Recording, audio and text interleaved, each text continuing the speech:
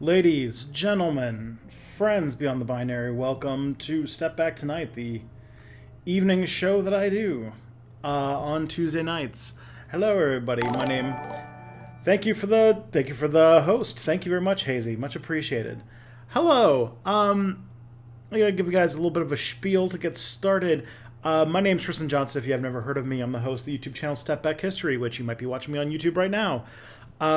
If you have never heard of me before, I do stuff about history, and I stream on Mondays from 12 to 2.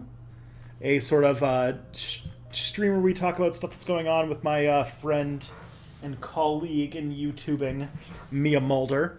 On Tuesday nights, I do this stream you're watching right now from 7 to 10, usually. I got a bit of a late start. There was some technical weird hiccups with OBS that I was trying to work out. Anyways, I stream on Tuesday nights from 7 to 10, and on Fridays from 2 to 5, I do The Reactor, where I talk about where fans give content for us to muse and discuss and react to. Let's make sure I got everything covered. Cool. Do want to say, to celebrate, that we are a couple things. Okay, first of all, I go by he, him pronouns. If you want to find my work, you can go to stepbackhistory.com or TristanPJ on Twitter. I also want to mention some stuff about Twitch Prime and subscriptions and Patreon and stuff, because there's been an update on that. Twitch Prime. If you have Amazon Prime, for 2-day delivery, or because you wanted to make sure that you were kept on top of the TV show The Boys or something like that, then you should use the free Twitch subscription you get every month to help support an independent creator that you enjoy the content of. If that creator just happens to be your old boy Tristan here, that actually would be much appreciated. It feeds cats. Phoebe's off camera, but she's in the room, and pays rent and things like that. Stuff I need to get going. You look so different with your cam, not aimed to show off your kitty. Well, what can I say? Yes. So, other things to discuss are that if you decide to become a Patreon patron, which is pretty cool. Also, Hazy is live. Thank you for following. Is that I have some of my content is available on the leftist alternative to Netflix and stuff called Means TV. And if you decide to sign up with Means TV, or should I say, if you are a Twitch subscriber, i.e., you have a subscription on Twitch, which, by the way, I'm like 7 away from getting yet another emote, which is bananas. But also, next, if you are a Patreon patron, one of the things that you're going to get, and I'm working it out right now with the people at Means TV, is you're going to be able to get yourself a free month of Means TV. So if you were thinking of putting content, or if you're thinking of watching Means TV, or you already are a member of Means TV, and you are either a Twitch patron or you are a Twitch subscriber or a Patreon patron, then you will as soon as they get me the code and everything like that, be able to get a free month. And if you are already a member, you actually will get a discount to fill in that promo. So if you're already in, then you're already good. So that's fun. So if you want to check out Means TV, which is a wonderful leftist co-op, media co-op that it's filled with cool leftist content, I highly recommend. Okay, there's 29 of you here already. How did that happen? Bananas. Okay. Next thing I want to mention is that if you haven't seen it, my most recent video is on apartheid. It came out at the end of June. It's pretty good. I recommend it. A lot of people are saying that they really like it. Believe me. And a week from Friday, actually on Friday I'll be filming, but in a week from Friday you will see a new Step Back video. It'll be going live. It'll be really fun. There'll be stuff everywhere. Yeah, there's going to be a new video coming out on July 31st. And it's going to be, hey, thank you for the bits. Much appreciated. This Twitch chat has been taken over by anarcho-furries gang. Step 2 is step. Oh boy. Well, there you go. So yeah, let me just close this. So, I don't know why I'm so distractible today. So that's where we're at. Be excited for my next video on Puerto Rico. It's going to be pretty awesome. That's the majority. That's the long short of it.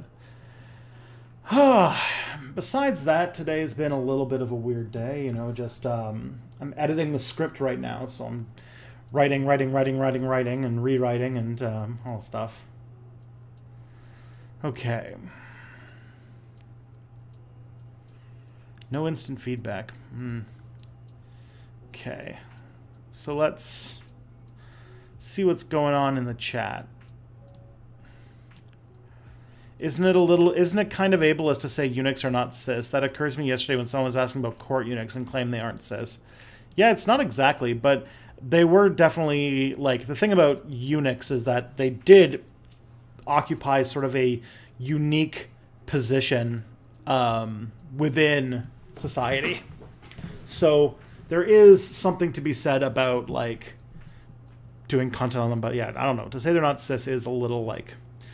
They were, I talked about it a little bit in one of my videos, my video on gender, that they did, in a lot of cases, at least historically, occupy a sort of extra gender space, which would lead a little bit of credence to the sort of not 100% cis, at least in the historical, cultural context in which they existed. Obviously, there are people who are eunuchs today that, you know, they're just normal people, but there was, you know, there was a gendered aspect to some of the stuff they did back in their day. But that, you know, very, very much limited or very much contained by circumstance and context.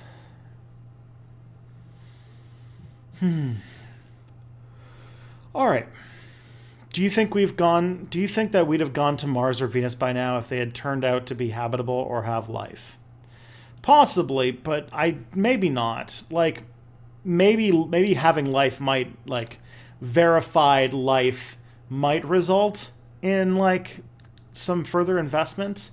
But the reason that we're not going to Mars right now is not because it's hard to live on Mars or hard to live on Venus or because there's not enough motivation. The reason we can't go to Mars, we can't send a human to Mars. Like, we can send, like, probes to Mars, like there's no tomorrow. But, like, we can't send humans to Mars because of the issue to do with the amount of time it would take to get there. Assuming even a short stay on Mars, a Mars mission for a human crew would be a round trip of about 2 years. A lot of it on a space station or a spaceship or on Mars, which has very little of a magnetosphere. Those two things combined means that the people who will be on this mission are going to be exposed to ungodly amounts of radiation.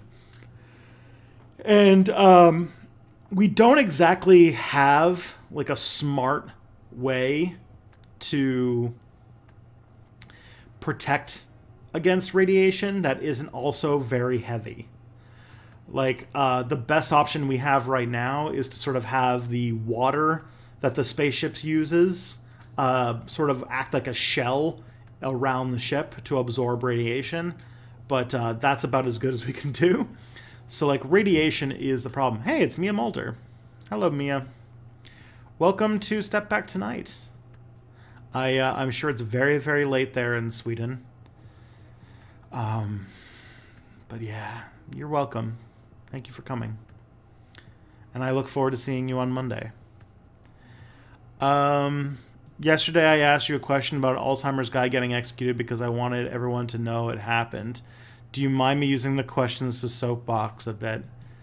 I mean, it's not really a question. But I guess you could, like, people, like, I think I saw a question that's coming up that's still, like, you know, that's something to the extent of, like, hey, what do you think about what's going on in Portland? And it's like, not too much to think about it. It's just like really like it's bad. I think that you're not the only person who asks questions because they want to say a thing, rather than actually want an answer to a question. Is Lance right about China going fascist? When I mentioned he had that take yesterday, you didn't comment on it on if you agreed. So the only thing I would say to that is I don't think I'm fully informed enough about what's going. Like, I mean, there's a couple things. One, definitions of fascism, obviously, a bit complex. On top of that, the definitions of fascism are hard to pin down. But if you were to go by some definitions of fascism, then yeah, China does fit what's going on with fascists.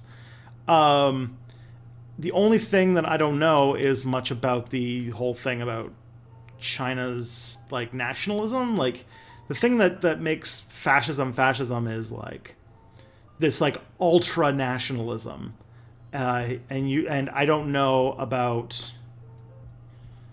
Like, China is definitely a brutal authoritarian regime that has absolutely no qualms about using violence and ethnic cleansing in order to, unify the state. But I don't know if, like they're going down the, like, the turbo-fascism / the, like, nostalgia aspect of fascism that, like, say, like, Japan seems to be flirting with right now. That's the part that I feel like is distinct. Now, China is, like, definitely committing mass murder on the Uyghur people and is using brutal totalitarian violence against its own people right now. Is that fascism? It's up for debate.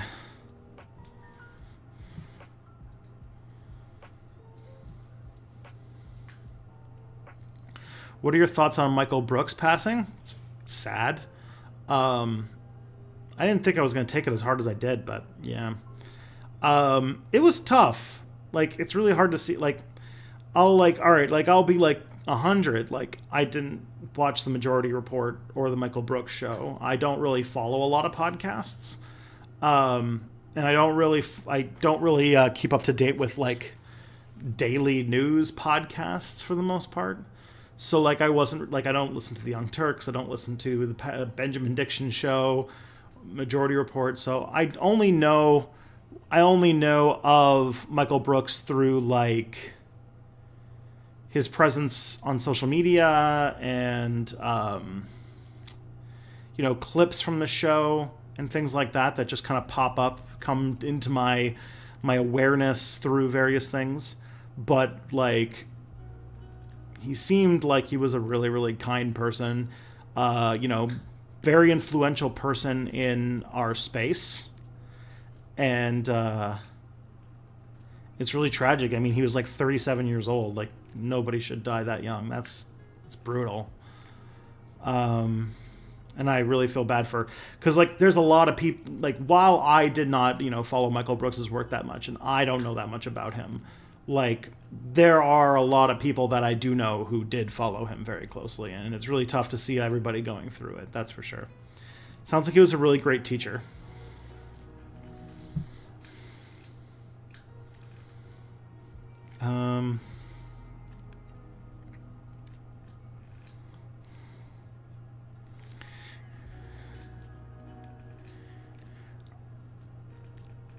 Let's see. Yeah, Means TV reached out to me very early on. Like, I was on Means TV from day one, so. Hi Tristan, what's your favorite D&D experience? Did you have one where you were just going one player or all the players? All right, well, this was my favorite D&D experience. So many good moments. I'm trying to think of one that was like truly magical. Especially like one, like I'm trying to think of one as a player and one as a dungeon master. I don't really get that much experience being a player though, so that's going to be tough to come up.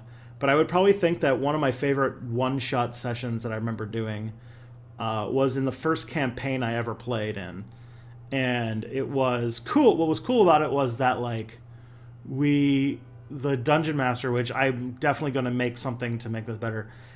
We were like being like attacked by like we were in a town that was being attacked by monsters, like a big city that was being attacked by monsters, and we were trying to fight them while like they were attacking the whole city.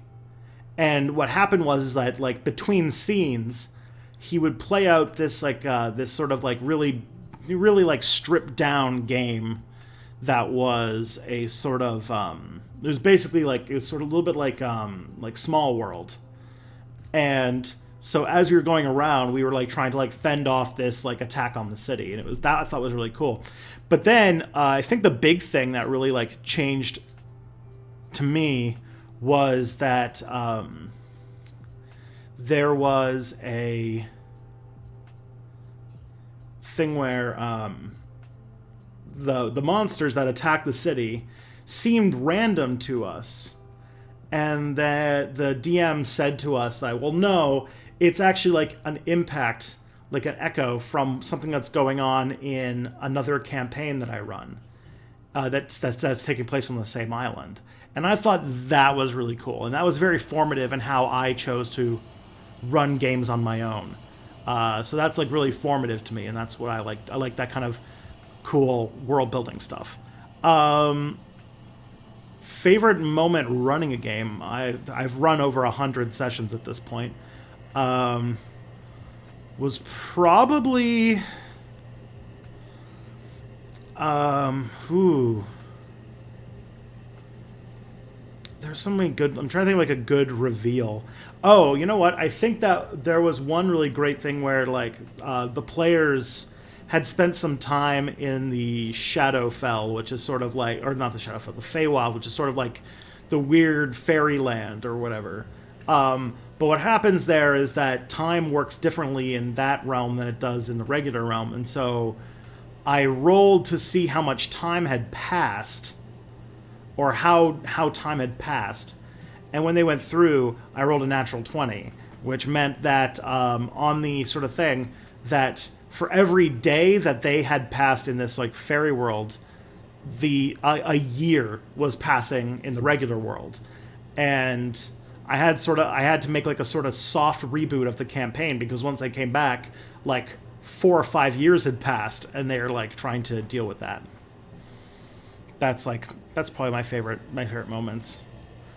Because everyone was like, oh my god, like it was like a big reveal, and they thought that it was really badass, and so that made me happy. Would you rather be a Roman agricultural slave in AD 18 or an American indentured farm laborer in AD 1800?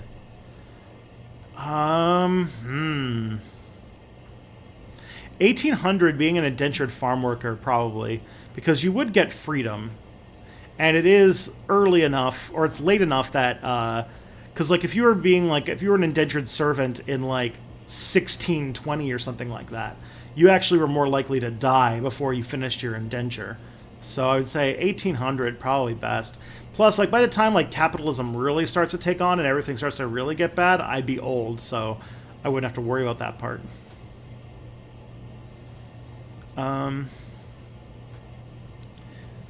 Would you rather be a prehistoric hunter-gatherer in 6000 BC or a prehistoric British farmer in 6 BC? I'd probably go with a farmer. I feel like I wouldn't be a very good hunter. Wouldn't be a very good hunter-gatherer, to be honest. If you tap your head, does it make a microphone sound? What the hell? Let's see. What do you think about the shit going down in Portland? It's bad. I mean, it's like very fashy stuff that's spreading to other places now. So like, I would say that that's like the big thing that sticks out to me is that like, that the Trump administration's using secret police. So if you guys don't know what's going on in like Portland, the federal officers are showing up and using much more dangerous and lethal tactics, but also like double on top of that, they are disappearing people into unmarked vans with these federal agents that don't have any like identification or badges, so people don't actually know like what they are. And now they've been like coming out like brandishing like tactical weapons and stuff like that, which is like it's only a matter of time before they like start killing somebody. So that's kind of where we're at now.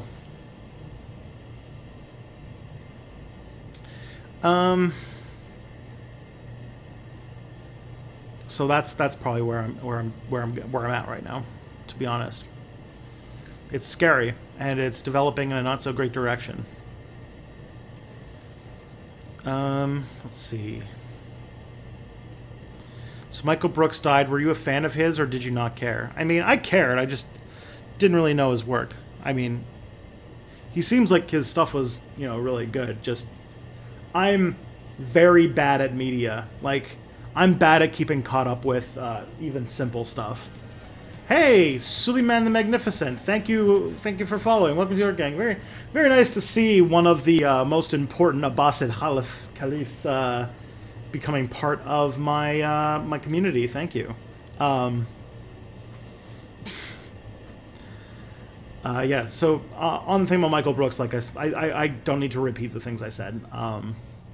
Obviously, like I won't pretend and say that I like was familiar, like very familiar with his work. I only was like a little bit, but a lot of people, like, what's it called? His death is definitely heavily impacted the community around me, and there's a lot of people I know who've been very affected by it. So that's about it.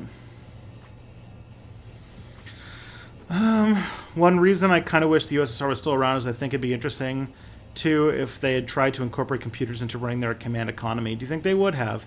They would have been slow to it. Like by the end of the Soviet Union, they were very, very slow to adapt and to change.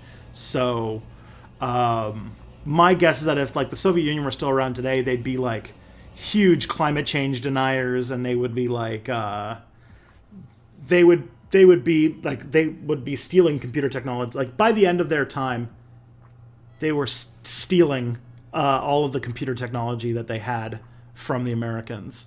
So I feel like they would have been, I don't know, they wouldn't have, like, to do such a big update like that would have needed a fairly visionary leader that really wanted to shake things up. And Gorbachev was kind of like that, so maybe, but who knows? I get a feeling that given like Gorbachev, like, because Gorbachev's still alive, so he would still be in charge of the Soviet Union theoretically today. That the Soviet Union probably would have gone more the Chinese route and started admitting more capitalism into the country than anything else. All right, I'm going to take a quick run to the washroom. I'll be right back.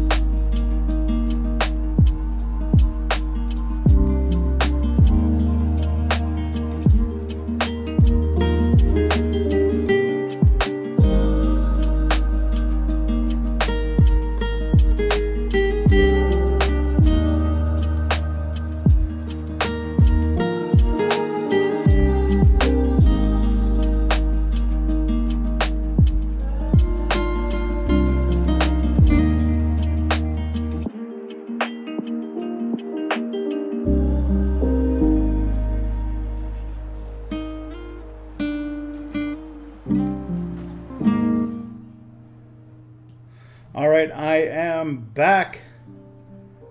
Where's my camera? There's my camera. Hello! Sorry about that. Just had to make a quick run to the washroom. All right, let's see. Where we go? Hey, Tristan, here's a question. How's London faring? Also, sorry I couldn't come in yesterday. Looking forward to next Monday. Yep. London's doing alright. It's very hot here. Like, it's been over 30 basically every day. It cooled down here a bit today, but I didn't go out because it's been kind of like... We had a tornado warning on the weekend, which was fun. My first tornado warning, that was great. And, what else can I say? As far as, like, if you're talking about COVID, which I don't know if that was a COVID thing or if I'm just thinking about COVID, is right now there's, like... Right now, the thing that's going on is that we are slowly reopening the economy. Very slowly, very cautiously. And what is resulting is some of the western provinces, like in British Columbia and Alberta, there's a spike of cases happening. And cases, the daily amount of cases is starting to go up here in Ontario as we start to open up as well. Not nearly as bad as in the United States. And it's not like it's unexpected. The cases in Ontario specifically are very localized to two urban areas. So for the most part, like, I think London got its first case in like weeks over the weekend. So London's doing all right in that sense. And now there's going to be like the gym is going to open up at my building soon, and stuff like that. So we're getting there, but also there's going to be like signups and things like that. But we're in a different space than the U.S. is. The cases are going up, but who knows? Like, it's not anything close to like what's happening in America anyway.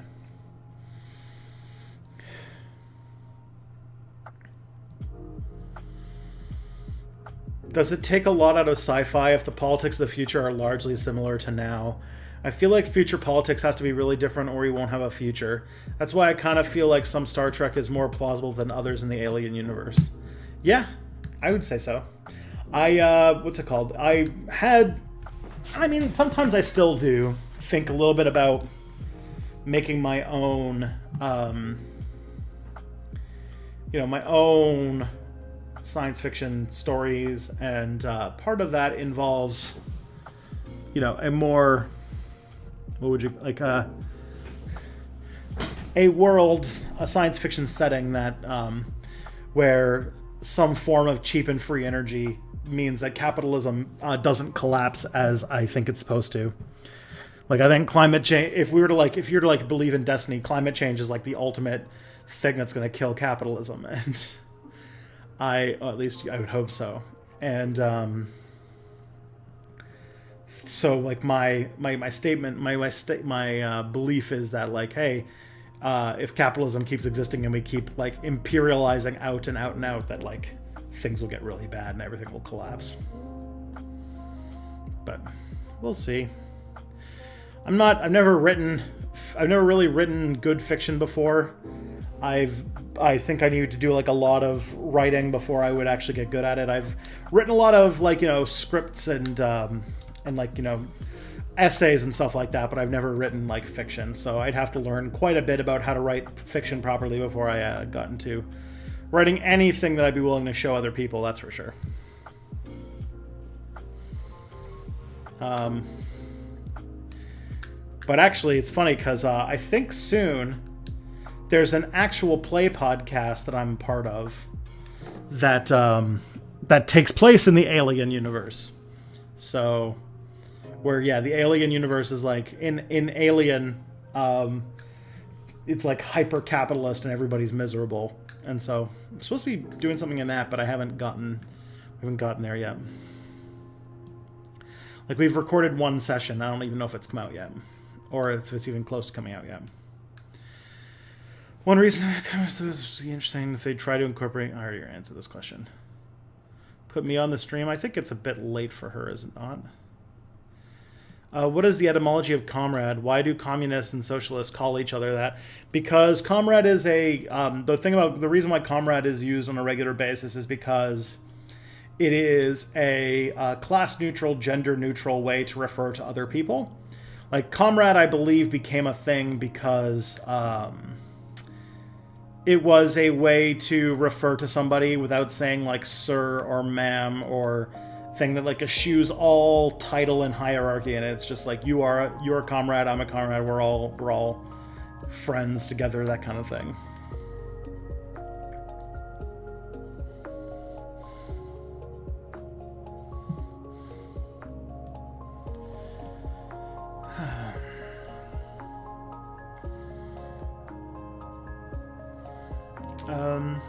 Some environmentalists think it'd be a good idea to reintroduce animals or their closest living relatives that went extinct in North America when humans arrived. How would you feel about letting Indian elephants, they're closer related to elephants, loose in the Great Plains? I have heard about this with, like, Pleistocene Park and stuff like that. I don't exactly know what the purpose of it is, to be honest. But I mean, I think it'd be interesting to experiment with, but obviously, like, humans have not exactly the greatest track record of managing environments. And introducing species has not gone well historically. And trying to, like, recreate, like, Pleistocene era stuff would be, it'd be a bit much, especially because it's been so long that a lot of ecosystems have adapted by that point, or by this point. And so I'm not exactly sure what the point would be, is the idea. Yeah, just ask any Australians what they think about introducing species to an ecosystem.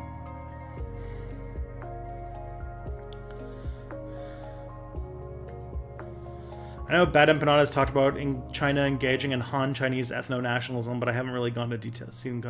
Yeah, I haven't either. Do you think it would be ethical to clone extinct animals? Yeah. I mean, there's going to be some issues. They won't have any of the things they were raised on, and but I do think that, yeah, de-extinction is definitely something that we should be trying to explore.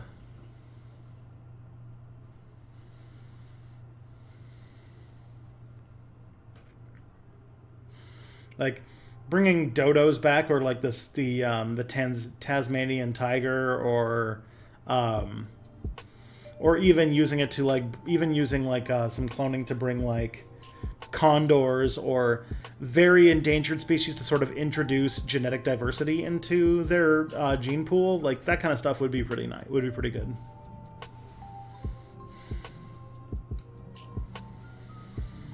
All right. If you lived in the Star Trek universe circa the 2320s, would you join Starfleet? Probably not. I don't think I'd have what it takes to join Starfleet. If anything, like the Star Trek stuff always says that you have to be like, you know, very smart and very, very good shape and like all that kind of stuff to join Starfleet. I don't think that'd be my thing. I was just saying to Kelly the other day that I think that if I lived in Star Trek, if I lived in the Star Trek universe, I'd probably make hologram things. I'd make like holodeck novels and stuff like that. I feel like that would be a pretty fun outlet for me, and I would like to do that.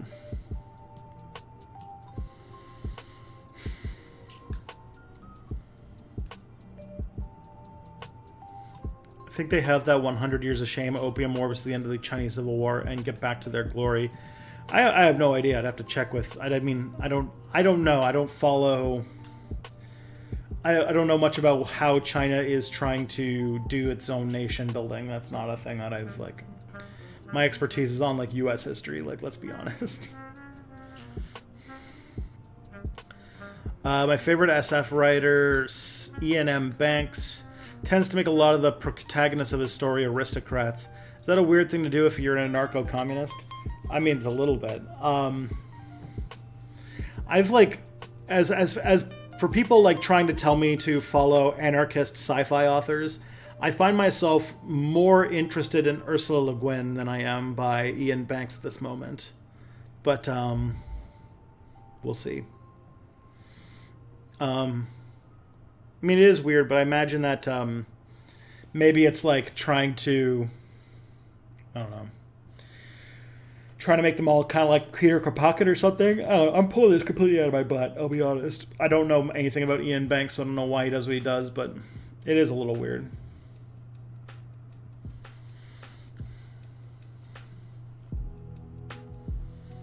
Was Guy Fawkes a terrorist? He was like a Catholic supremacist who tried to bomb the government, right? Pass. I don't really have an answer to that, to be honest. I'm not. You're getting into European history. That's not really my strength. If you tap your head, does it make a microphone sound? Probably. My hair is quite out of control, I won't lie. I'm getting my haircut on Thursday because I'm filming on Friday. But yeah, you know, no haircut because of COVID, so... Bleh.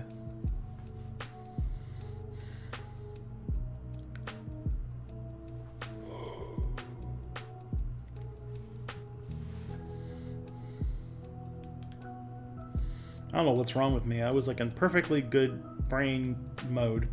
Then the stream started and I decided to be... My body's like, okay, time for sleep now? Now that you're working, time for sleep? Reminds me, I actually put together something pretty cool. I put together a cool LED light thing for filming that I need one more piece and then it's done. But like, I can't really show you because of where the camera is, but I'll show it off sometime. Okay.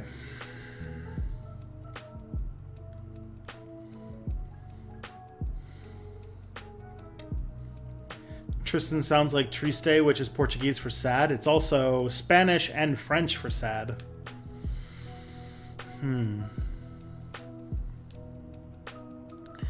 Would you wouldn't have a way of putting your hands... Oh, no.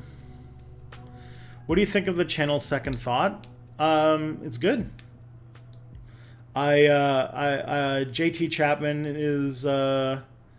acquaintance of mine. We've talked back and forth on YouTube. I feel like there was a time like a few years ago. Now I can't remember if this is JT Chapman or not. This is the thing.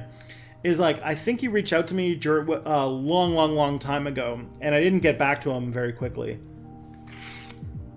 And then by the time I did, he had already gotten famous, more famous than me, and had like moved on with his life. But now he seems to have like gone down a left turn, and so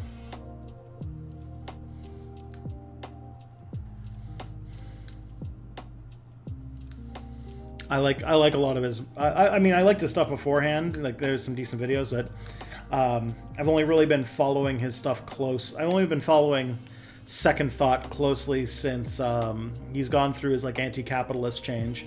And every video that's come out since has been pretty good.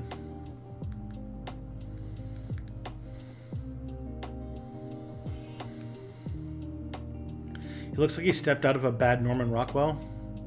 Interesting.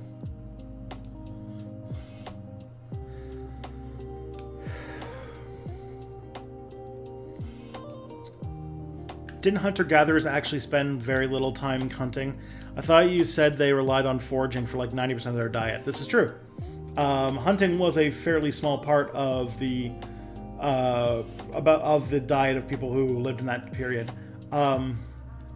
Still don't know if I'd be a great forager either.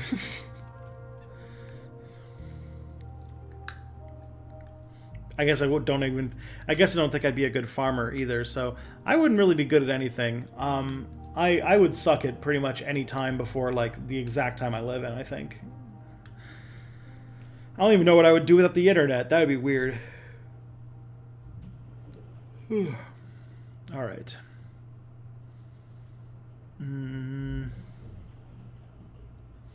Have you seen that episode of Black Mirror called The Waldo Moment? Let me look up which one this is. The answer is yes, because I have seen every episode of Black Mirror, but I don't remember which one this is.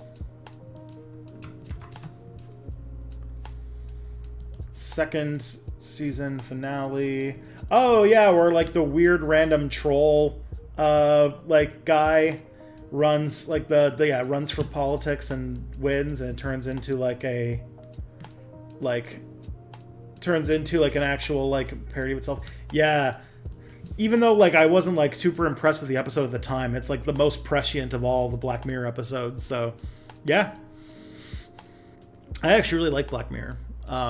Despite that being weird. Hey, Matt Lipton, thank you for the super chat. Thoughts on the Nazi war memorial in Oakville that was vandalized is being investigated as a hate crime by the cops?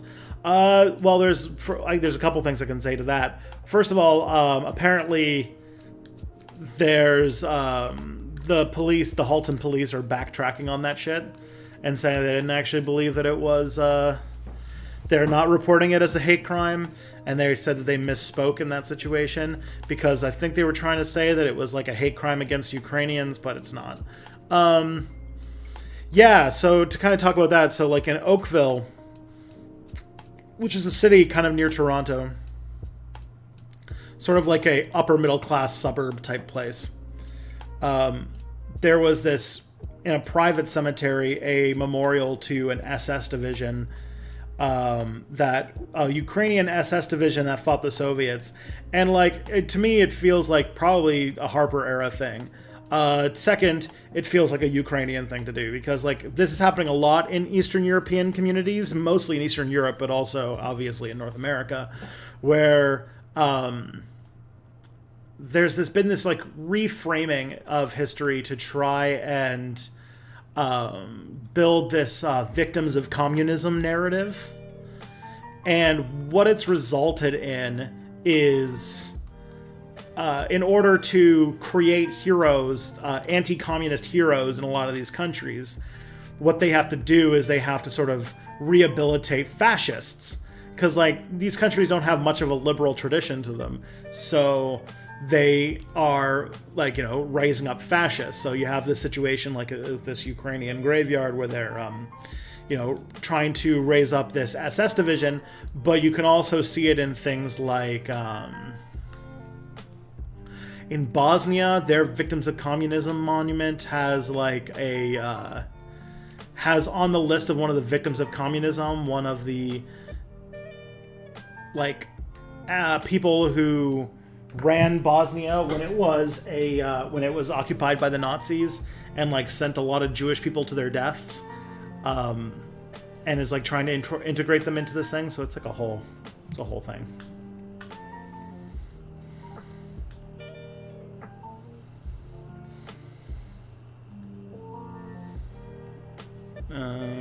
All right, so where was I?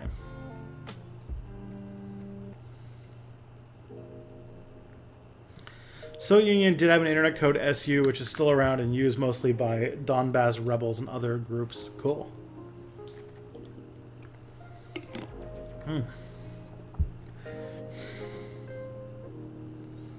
Okay. You haven't seen RESMP grades breaking First Station water protectors. It's just as brutal as anything you'd see in the States. That's true. A dirty capitalist made the salesman give up the pride flags for free to the orcs. To the OCRS? I don't know what that is.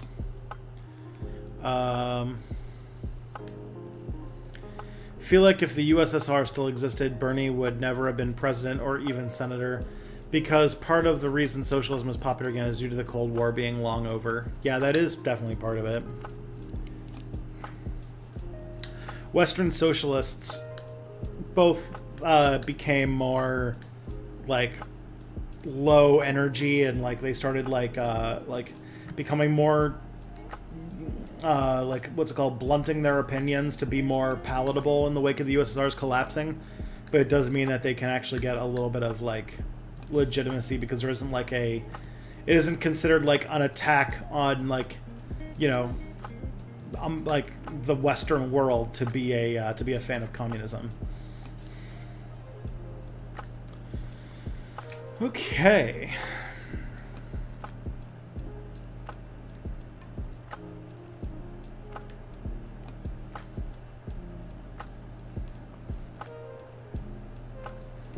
People would just say he's a tool for Moscow. I mean, they said that anyway, so... Even though Moscow's now a right-wing oligarchy, they still said that Sanders was a tool of Moscow, didn't they? In one of Iain Banks's books, there's a race that still technically have money because of cultural inertia, but it's largely irrelevant to people's ability to survive because they have the equivalent of replicator tech. Do you think that could happen in the future? We just keep having money be a thing way past the point technology makes it irrelevant. I wouldn't be surprised. That wouldn't surprise me at all. We have culturally, like, I could see money turning into a different form or something like that, even if we progress past money. I'm not exactly sure how that would work, but I imagine I could see that happening.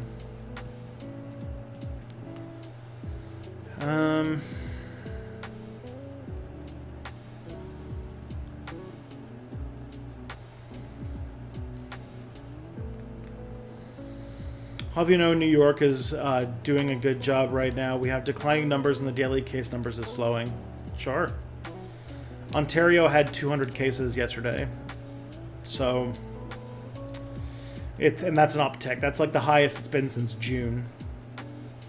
Wish that we'd obviously go. It's the first time in about a week, too, that the total number of active cases went up instead of down.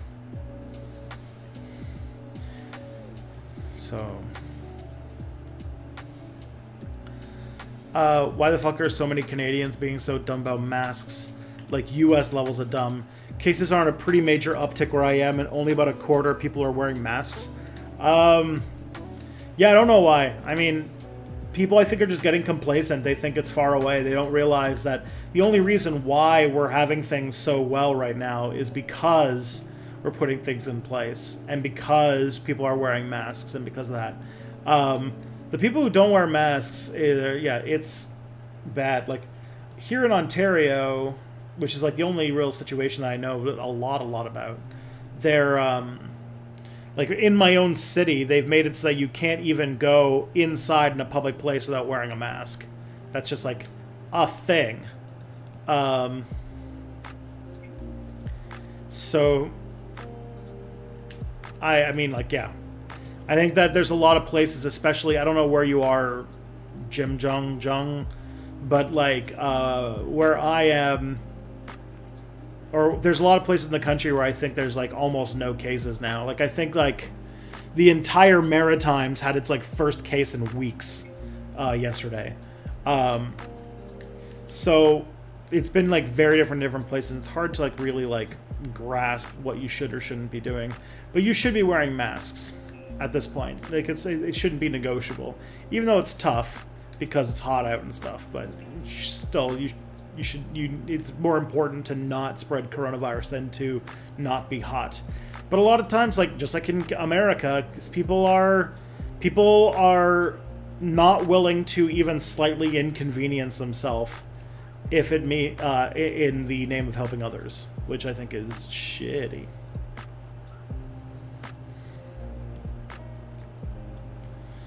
They're complaining about a 30-degree heat wave, and I kind of find it kind of funny.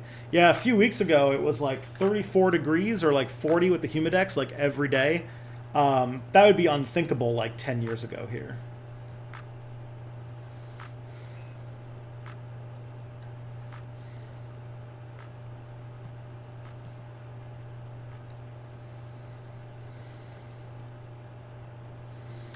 What impact of nuclear fusion energy technology on society, economics, and culture, in your opinion? Fusion to energy, I mean, nuclear power plants, there was a time period in like the 1950s where people were really, really into nuclear power. Like, people were thinking that nuclear power was going to solve all of our problems until we started having, like, you know, issues. Or, for the most part, the big thing was that fear of the thing is, nuclear energy is always going to be tied to nuclear weapons. And every time, like, yeah, they don't, you know, they don't break down all that often. They're fairly safe, especially compared to, like, you know, coal reactors and stuff. But when they do break down, they create exclusion zones for, like, 110,000 years or whatever. And that kind of stuff. Like, I feel like a lot of times that nuclear technology makes us nervous because it's like a kind of, it's a type of energy. It's a type of energy that our brains aren't really good at understanding. But yeah, like, so economics-wise, it's affected some pretty serious regions. Like, for example, here in Ontario, we have nuclear power plants, we have uranium mines, so that has been like a big deal for our economy. The production of nuclear energy has also impacted medical technology with like imaging. Like, we need like radiation for like MRIs and stuff like that. But also, I think many ways, like, nuclear power is a way that keeps like our fear of nuclear weapons close and at home. And every time there's like a disaster like Fukushima or like Chernobyl, it's always going to get a lot of media attention, because I always think that the cultural understanding of nuclear power is as this like alien strange thing. But, you know. Oh, this is nuclear fusion energy. Well, there hasn't really been much yet. Nuclear fusion is, I mean, yeah, it powers the sun, but like for the most part, like, I don't know, shit, and like, what's it called? We haven't really gotten there yet. Fusion is always that like technology that we are perennially 10 years away from developing, you know? It's been 10 years away from becoming a thing my entire life. France is investing the most in it, but like, or is this a question about what impact it will have? Is that the question? Fusion reactors will probably, yeah, fusion reactors are probably going to have a huge impact on society, because it's a way to produce nuclear power with hydrogen, which is, you know, something that we can't even conceive of today.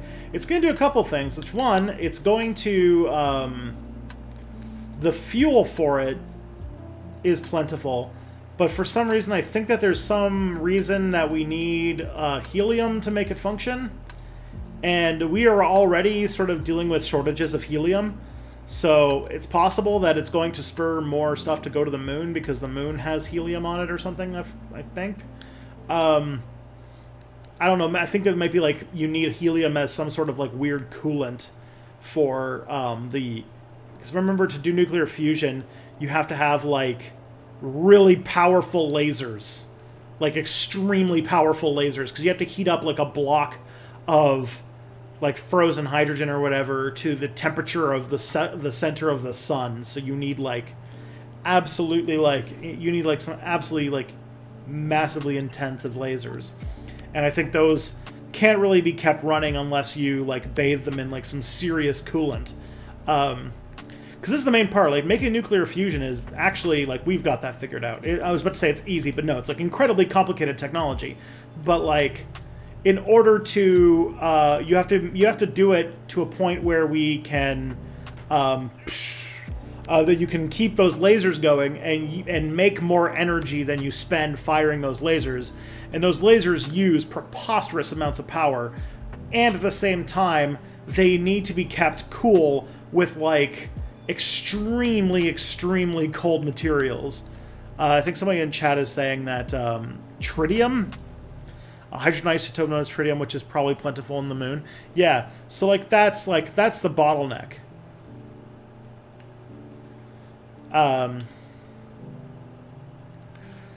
So I don't know if it, like, the fact that like you can't just like use anything to make fusion material makes me like think that even though it's like really efficient and really cool stuff, that it's not going to be like this energy thing. Like, you know, it's not going to be this like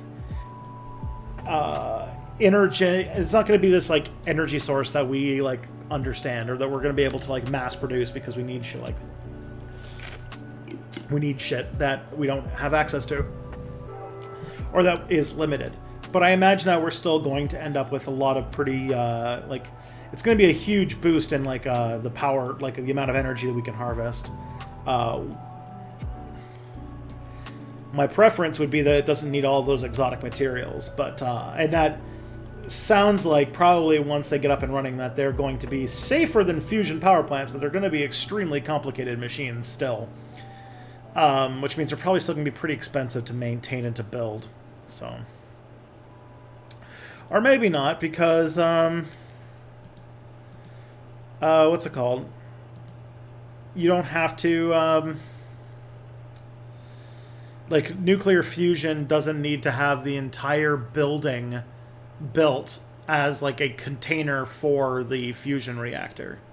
So maybe it'll be cheaper. I don't know. That's like the limited resources that you need to run it. Like, the fact that it needs, like, exotic hydrogen and stuff like that does seem to me like it undercuts a lot of the promise that fusion has. But hey, what do I know? Really think so. I think climate change will stop us surviving long enough to overthrow capitalism. Possibly. Honestly, like, capitalism, like, the people I've talked to about climate change none of them tell me that climate change is going to make humans go extinct. What they are telling me is that it's going to make life on Earth a lot worse. And that, you know, there's going to be an era where way fewer people will be able to live on the planet, but we'll still be able to live on the planet. We're not close to, we're not close to where we're going to get to, what's it called? To get to where climate change is going to actually cause human extinction. It's going to cause a mass extinction, and a lot of animals and plants are going to die, but I don't think we'll go extinct. I want to read that new Kim Stanley Robinson book, or new-ish, I guess, where, like, takes place, like, in a year or in the future where, like, there's been a bunch of where climate change has sort of drastically impacted the Earth, but people kind of still keep living.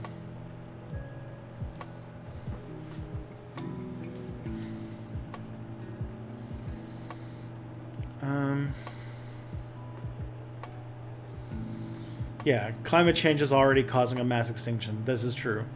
But to wipe out the human race would be I think will be difficult. There'll definitely be way fewer of us, and we'll live in a much shittier situation, but I think that we'll still hang together. Not that that's not a reason that we should be like what's it called? To prevent, like, mass death and huge political instability and, like, losing, like, huge parts of our biosphere, we need to be on this shit, like, now.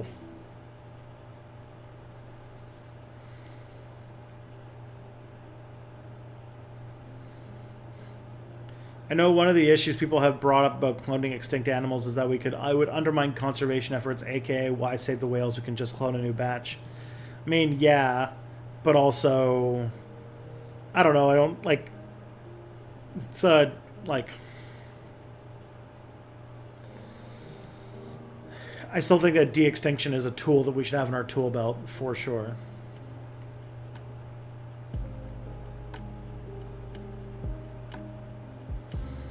Many people fail to understand why you need more than a single breeding couple to bring back a species. Yeah. Which, like, that's a mess. Gigs like Adam and Eve, or like, what's it called? The Ark and stuff. That worked. Australia, where they would use cricket bats and golf clubs to kill cane toads. And that's how much Australians hate cane toads. Plus, we have tried to use viruses to kill rabbits. Yeah. Aristocratic characters usually die or convert. Okay. Whenever I need to do some cleaning, my body is that way too. Oh boy.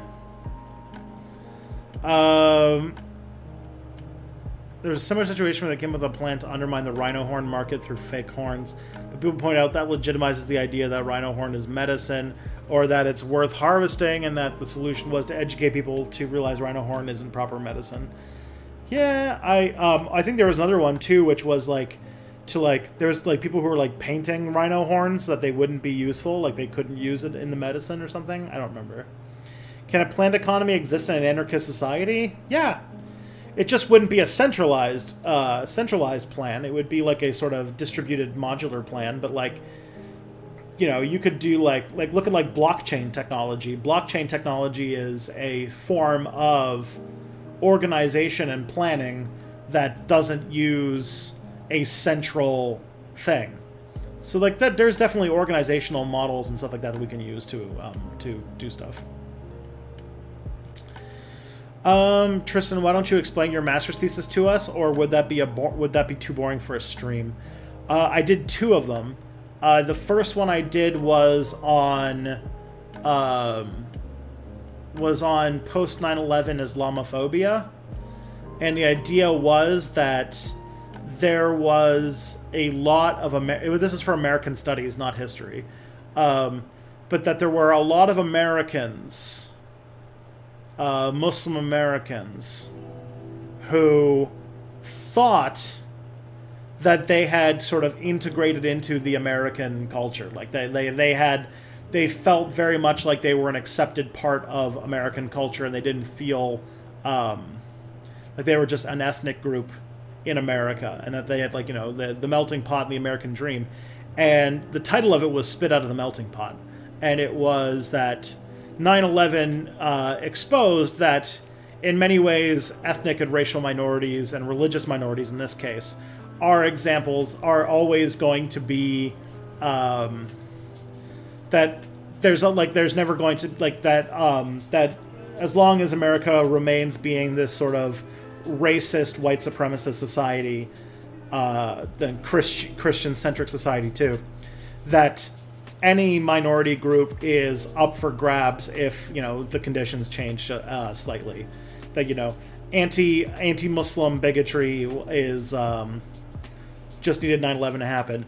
And I was starting to write one of the big things, and I think that like my best observation the whole thing was that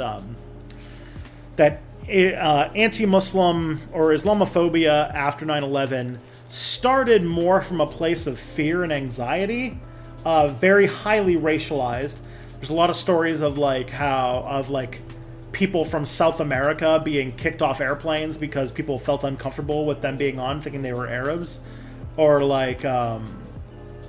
just like, you know, Indians being especially Sikhs.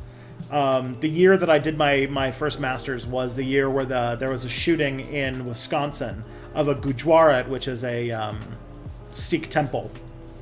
And I talked about all the different ways that Islamophobia manifests itself, how it's racialized, how it's based on clothing and such. So, and how it's gendered. And so I talked about all the different ways that like Islamophobia is racist, Islamophobia is sexist, Islamophobia is, you know, it has like all these aspects to it. But the thing that I think that I walked away with the most, that I feel the most proud of, is that one of the things I showed, or I demonstrated, was that Islamophobia was changing, and that if you look at like early, like 2001, 2002 Islamophobia, it's more focused on fear of like a danger fear thing, but that by the year that I was writing, that it had it was morphing more into hate and anger. And it was getting worse, not better. Because you'd assume that 9/11 happens and people like freak out. And then as like 9/11 gets further and further in the past, that people would die down. But the Islamophobia is getting worse and worse. And the summer that I handed it in, like July 15th was the day I handed in my thesis. And like a week later, ISIS declared its caliphate. And like I have been prescient ever fucking since. My second master's degree was in history, and that one was on Ground Zero specifically. So what it was about was it was a study of memorials, because I was kind of getting more interested in memory. So it was about 9/11, specifically the place in Manhattan where the World Trade Centers used to be. And so my interest was, okay, here's this area, this part of Manhattan, which is like some of the most expensive real estate on planet Earth. Every square foot needs to be used to its utmost potential. Because, like, you know, costs like, it's like lower Manhattan. Like, if you've ever been to New York City and you know where the World Trade Center is, if you're not like a mega corporation, you're not going to be able to have an office there. It's so expensive. And the building was owned by one of the most powerful New York City real estate magnates in the country, Silverstein. I'm trying to remember what his first name is now. So 9/11 happens, and all of a sudden, some of the most expensive real estate on Earth is a burning crater of death and destruction. And so that master's thesis was about how, first of all, how it was cleared out, but then about the different interests at play about what to do with that region or with that space, because like you had Silverstein, who needed to who had a insurance policy on the buildings and owned the lease on the World Trade Center. And so his primary want was to get as much office space back as possible. So his plan was to build like a little 9/11 memorial and then just kind of rebuild the World Trade Center, like, you know, just rebuild the buildings. But then there was also a need for it to be a memorial, like a legit memorial, because everybody's attention and all of the cultural focus had been turned onto 9/11. And so they needed to rebuild a space where people, like, memorials have a purpose. They needed to build a space where people could come to grieve. You know, they needed a space where they could memorialize what happened forever. Then, as 9/11 sort of became the spark of a eternal war on terror, it also needed to be a place where the United States could point to constantly justify a never-ending war on terror.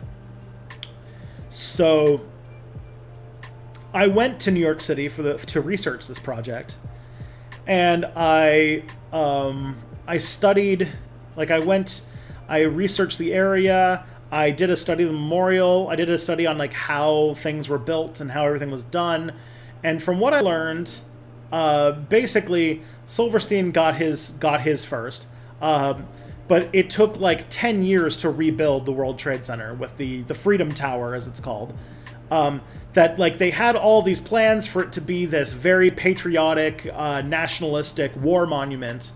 But then, like things just kept getting changed and altered, and eventually you get the building that they have now, which is, it is exactly what you would think it is. It is a big fuck-off office building with, like, extremely, like pointlessly excessive security features. So much so that it's a skyscraper that doesn't, like, bend in the wind, which all skyscrapers are supposed to do. But it's just so, like, fucking thick that building's gonna be there for, like, centuries. And on top of that, nobody will rent it.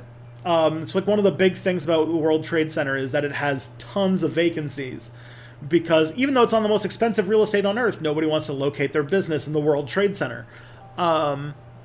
So that's interesting. So eventually, the Port Authority of New York had to actually buy the building back from Silverstein because he was being such a pain in the ass during the construction process, because he just kept pushing for more and more office space, and he kept trying to push out any, like, memorialization or any ideas like that.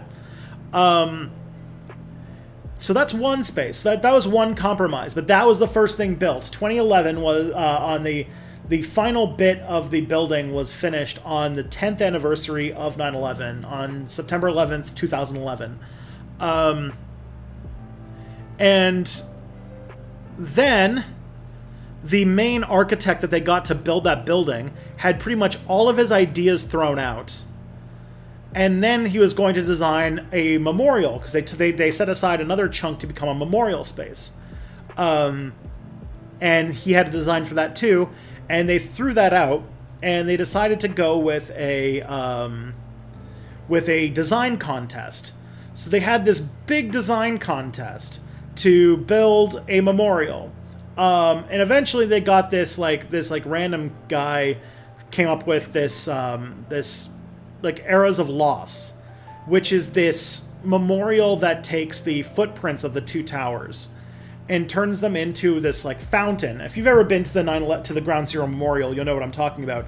They took literally the footprints of the buildings and turned them into fountains, which like is a cool idea in concept, but when you see it in practice, it is kind of weird, because a fountain, like, fountains really shouldn't be that fucking big.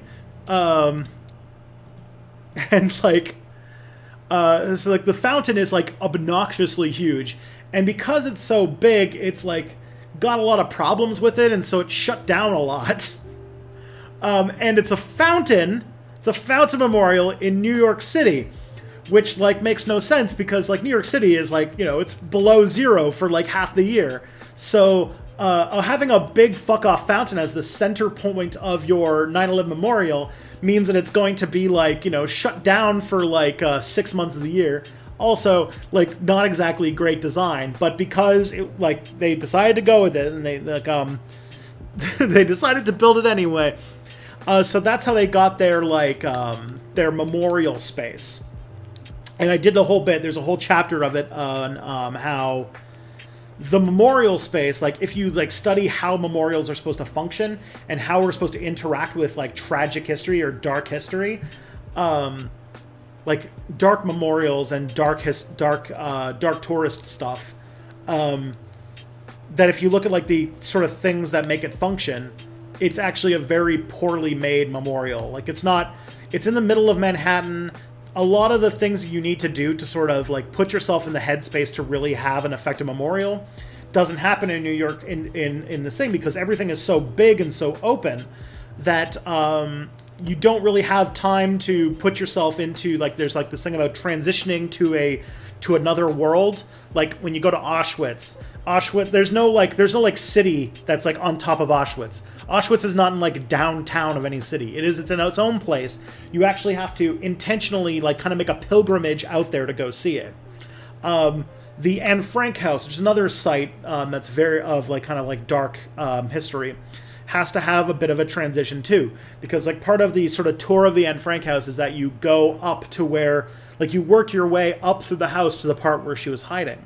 So that sort of creates that space, so that by the time you actually get to the area, you are in sort of a quiet place of reflection where you can think about the history of this place and mourn.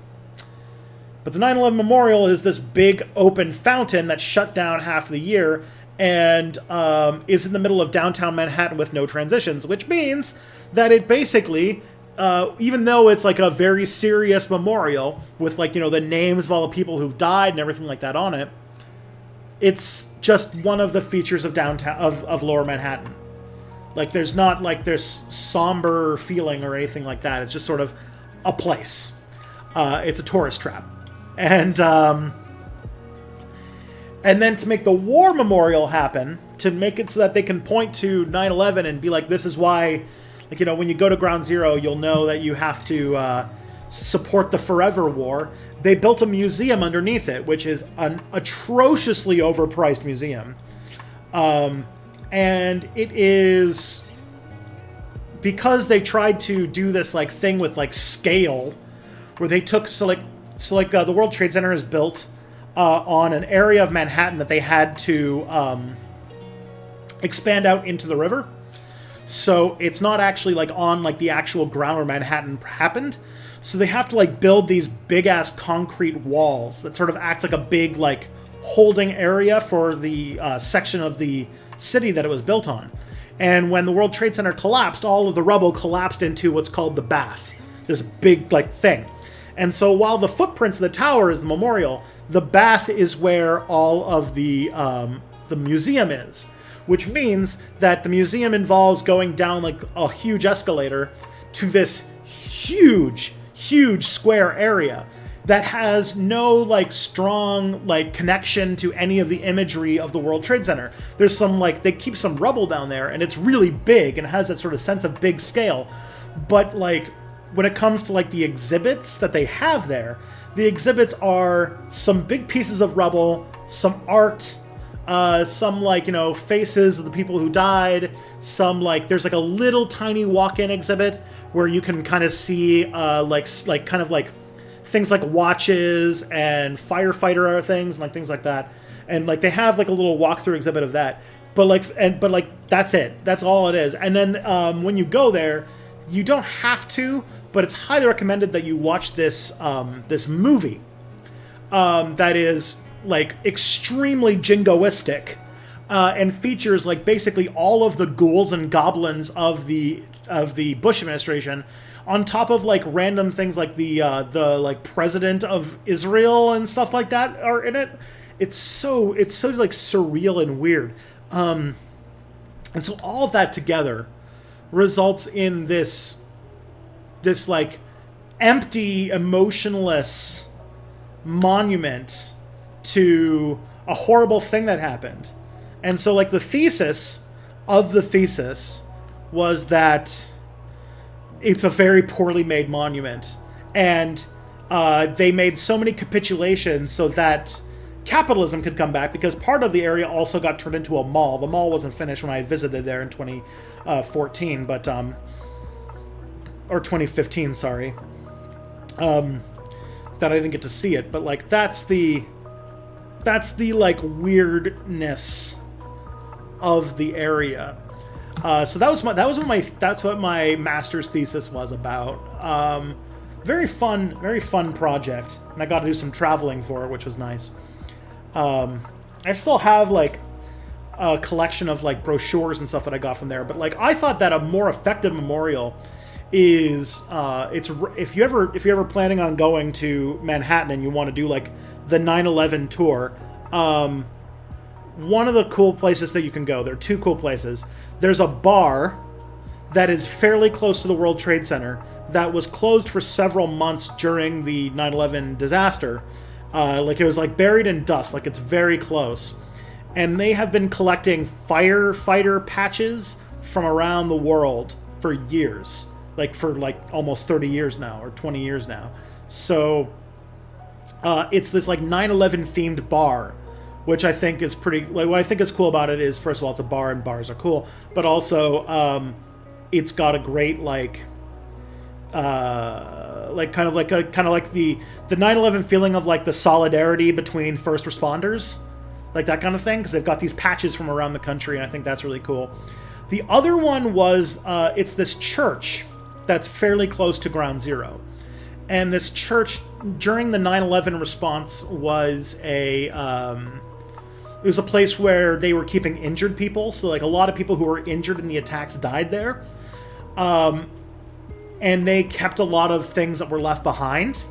And so this church has been partially converted into a museum. It's still an active church, but it has like just a few relics. And I feel like it's just such a better place to think about, like to have like that experience in 9/11, because you look and it's like, it's a bunch of people, like it's a bunch of stuff left over from the people who died. It's located in a relatively old church, so it's like, it's a big, but it's a very quiet and contemplative place where it's not expected to be speaking. Like you're just not expected to speak there because it's a church. You're supposed to be quiet. And they have things like it's a Catholic church, so it has like all those like it has like the, you know, prayer candles. It's free. You only need to, like they ask for like some donations to the church and stuff like that. But it's this nice, quiet, contemplative place, and because it's where so many people died, it has this like gravity of like, this is where like the human cost of the September 11th attacks really happened. It was also the place where a lot of first responders slept while they were there, and so it has that sort of more dark history energy, and that that felt that was much more of like, that was like the place where you were like really like, holy shit, 9/11 happened here, as opposed to like the monstrosity that's on the footprints in the building. There's also a lot of stuff with the aesthetics of the old World Trade Center, and it's funny because like until the World Trade Center collapsed, everybody in New York thought it was like one of the ugliest buildings in the city. But now that it's been destroyed, like the designer of the buildings, really ugly designs are like considered amazing.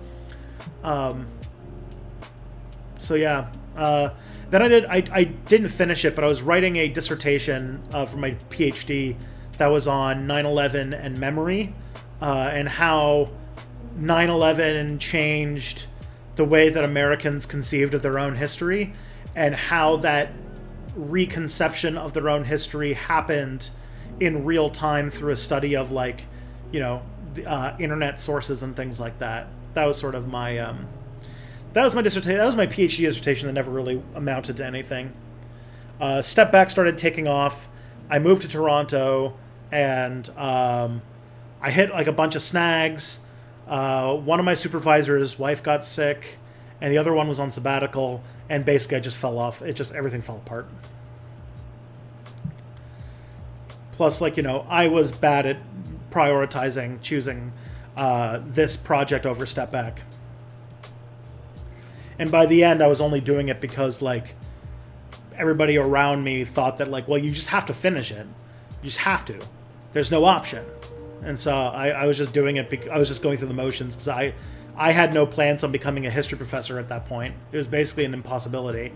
And so I was just finishing it just so that I could be done, which I don't know about any of you guys, but that's like one of like the least effective ways to motivate anybody to do anything, is to just do it so you can get it done.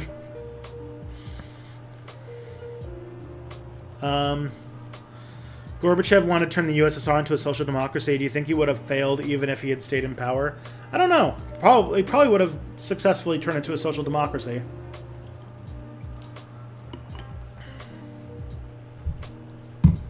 Wives of my thesis supervisor, or did I hear wrong? No, one of the, like, my supervisor's wife got sick. She had cancer, and so he was not able to really like give me much like time because he was dealing with so much shit. Not that not his fault at all. For the most part, I should have taken more control of my own stuff, but I didn't. I was lazy.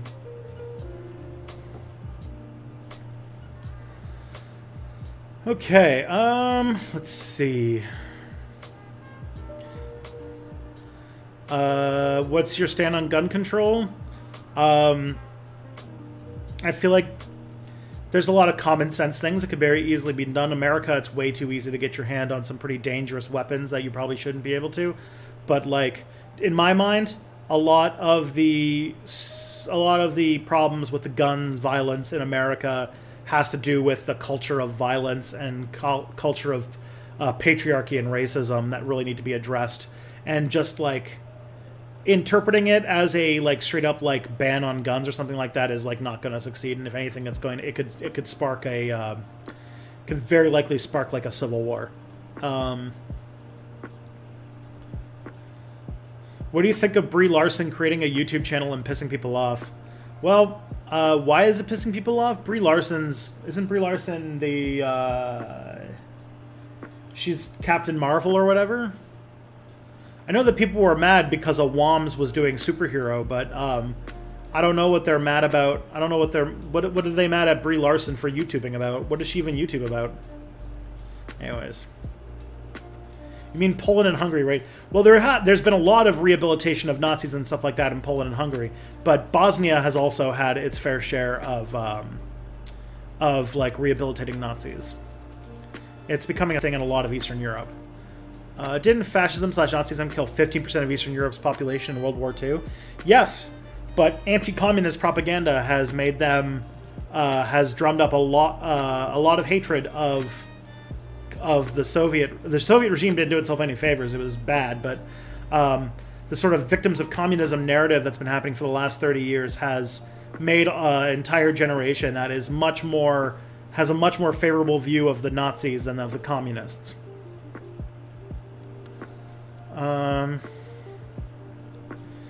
If you'd been raised in either the Stone Age hunter-gatherer society or an Iron Age farming society, wouldn't you have been raised to do the labors necessary to live in the societies? Yeah, probably. I thought that it was like, if you were forced to time travel to one of these two shitty periods of history, which would you want to do?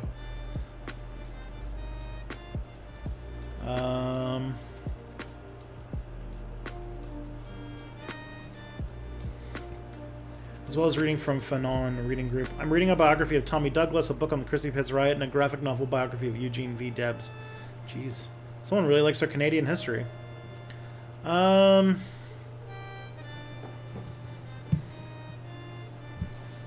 now, I am reading The Case Against Free Speech, which is actually a pretty interesting read. And then after that, I'm going to be reading a book called Drawing with the Right Side of Your Brain, which is a book on how to get into drawing as a thing. Because that's a thing I want to learn how to do. Could money become a pure status symbol? Like how much money you get paid dictates social standing, even though one can just replicate /3D print anything they want. Yeah, I also think that money, like if we lived in a post-scarcity economy, we could definitely, like money could definitely come to represent like there's always going to be things that commodities like that are not like, for example, there's always going to be things that you can't just replicate, right? Like, in my mind, things that are like one-of-a-kind items, art, like historical artifacts, land. Like, I imagine that status symbols in a post-scarcity economy will be like having a really nice house in like a very big property, or like, having one-of-a-kind pieces of famous artwork and things like that. Those are like the kinds of status symbols I can imagine in the future, because those are the things that in a post-scarcity economy actually would still be scarce. Does Canada use Celsius? Yes. I'm going to, what's it called? I actually have an anti-Zygonism video that I want to do. Thoughts on From Nothing? I haven't watched From Nothing in a while, but when I did, I thought it was pretty good. 66.6 subs. Is this the Devil's Podcast? Ooh, I didn't know I had 66.6. I was at 66.593 last I checked. Yeah, 66,609 subscribers. I'm getting very excited for 69,000 subscribers. I think that's what everybody here is really waiting for.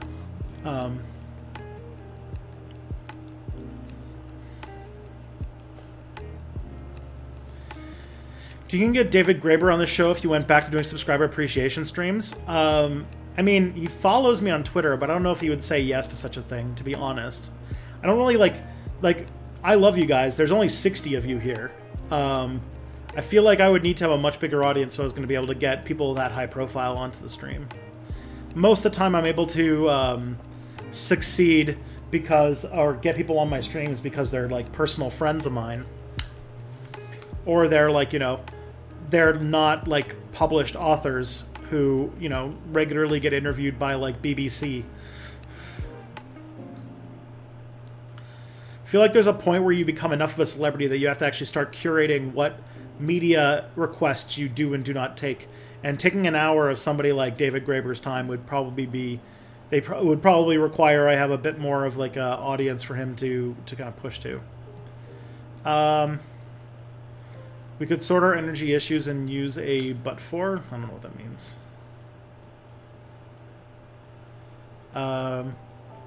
Do you think anything aside from the invention of nuclear weapons could have stopped the world wars every decade or so?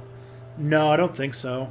I feel like the Soviet Union and the United States probably would have gone to war many times if it wasn't for nuclear war, or it wasn't for nuclear weapons. I know a woman in a Toronto hospital threw a fit over being told to wear a mask. Yeah. Everyone kind of ripped on her for it, though. The MP, Charlie Angus, got a death threat from an older woman over telling people to wear masks. Okay, yeah. I mean, like, some, like, a weird American, like, COVID conspiracy culture is seeping into Canadian culture, but it's nowhere close to the penetration you're seeing in America.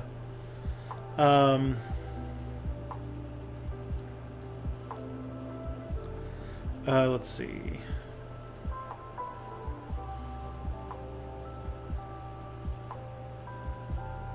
Seriously, there are people like that everywhere. Let's let's see.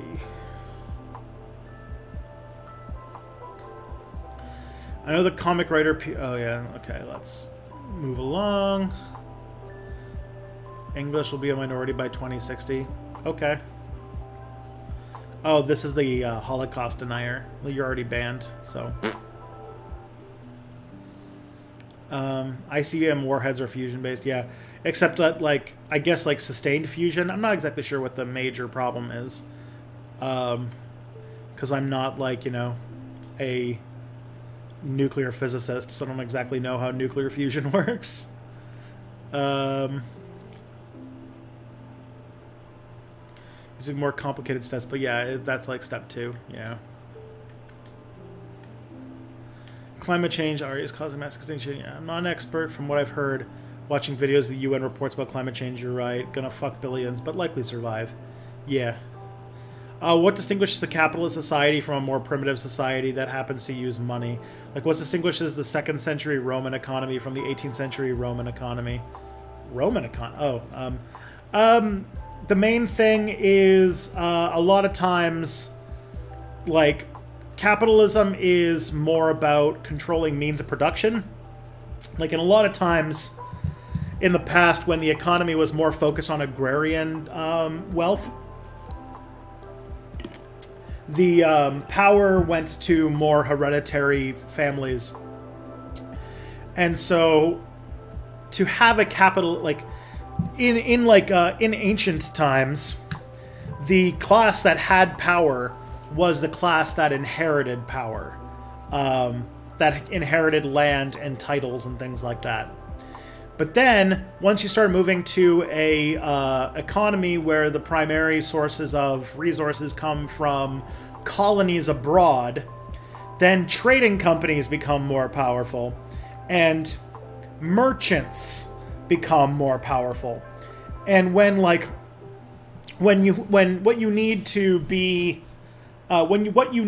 make the products that society needs are what's more valuable is to own like factories and machines than it is to own like just large areas of land, then capitalists and them become the class that has the balance of power in their hands. So that's the main idea. What did you use for theory in your historical research? Any specific author or schools like Weber, Marx, Gideon's? My thesis on Islamophobia focused on biopolitics. I'm trying to remember who's like the author that I used a lot of work from. But basically, the idea of like the policing and control, like biopolitics is sort of the reason why people refer to like bodies. If you remember a lot of talk, it's up talking about biopolitics, about because a lot of like Islamophobia is about policing of the brown body and things like that. So like that was the main work. Then there was one book on memoriology that I used for my second one that I do not recall at this moment. For the PhD thesis, I was all over the place. I was studying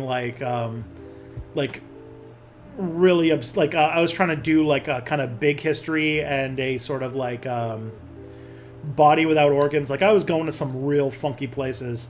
Body without organs and plateaus of time were some of the things that I was reading for trying to do a theoretical understanding of my topic. And also I was doing like digital history, so I was kind of going into areas that don't really have a lot of historians working in it. So it's kind of like working on new shit, which made theory a lot less useful in the kind of stuff I was doing. I probably would have used more later, but I never got that far.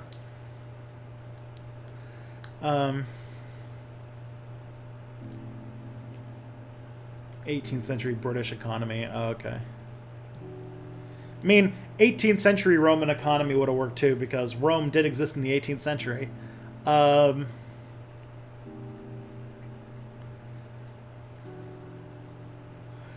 Doesn't Palestine have a UN seat and a president? Yeah, they do have. They have observer status in the UN, if I remember correctly. Thing is about the UN is that the UN is largely, if it wasn't for the U.S. and the Security Council, there would be a lot more stuff, pro-Palestinian stuff going on in the UN. It's just that every time they try to sanction Israel for the treatment of Palestinians, the Security Council, the United States vetoes it, so...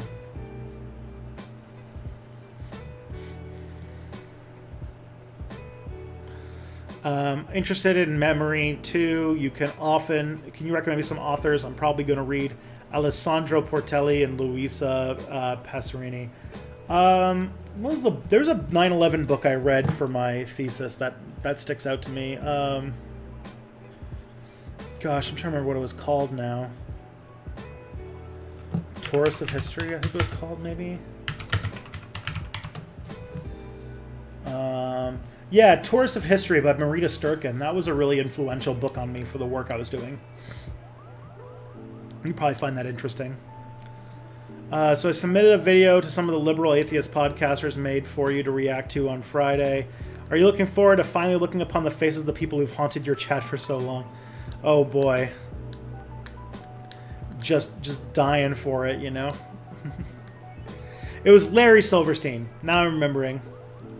Now the names are coming back to me. Larry Silverstein is the guy who owned the World Trade Center, and also owns like a lot of real estate in New York City.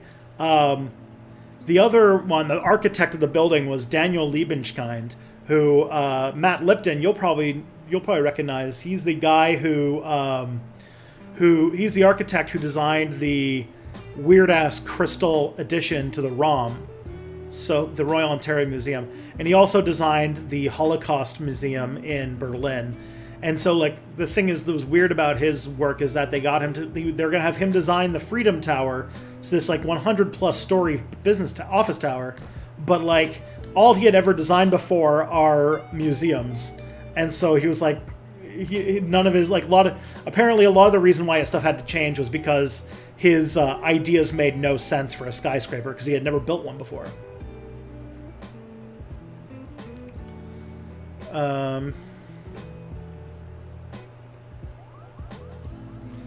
Can you show the Amazon page? Okay, yeah, I'll find Tourists of History.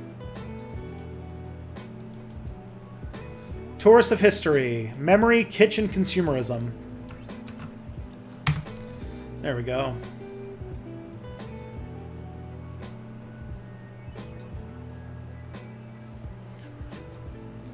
Why am I thinking of the song Orgy Porgy from frickin' what was that? Brave New World, right?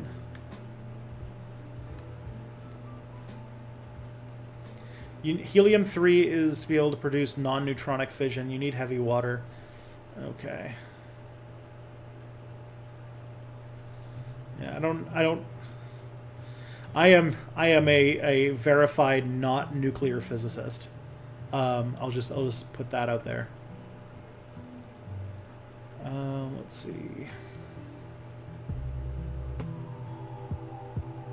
Lost my place. A lot of people talking about missing Michael Brooks. I understand that.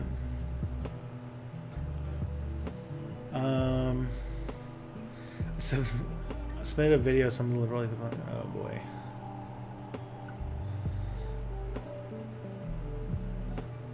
Oh, let's see.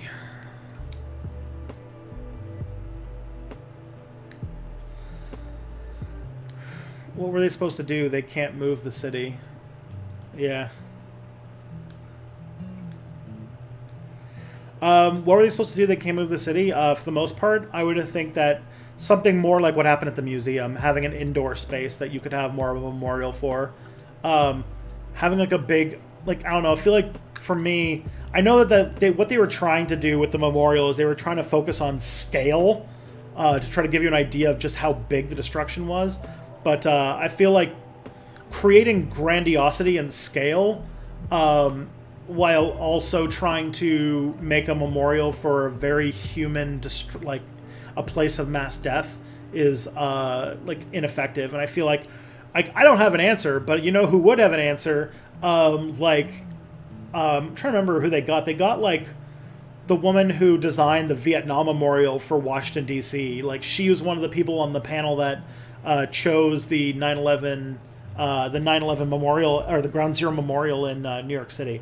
But I get a feeling that, like, you know, architects who design memorials would probably have at least some knowledge on how to make a more successful memorial in downtown New York City.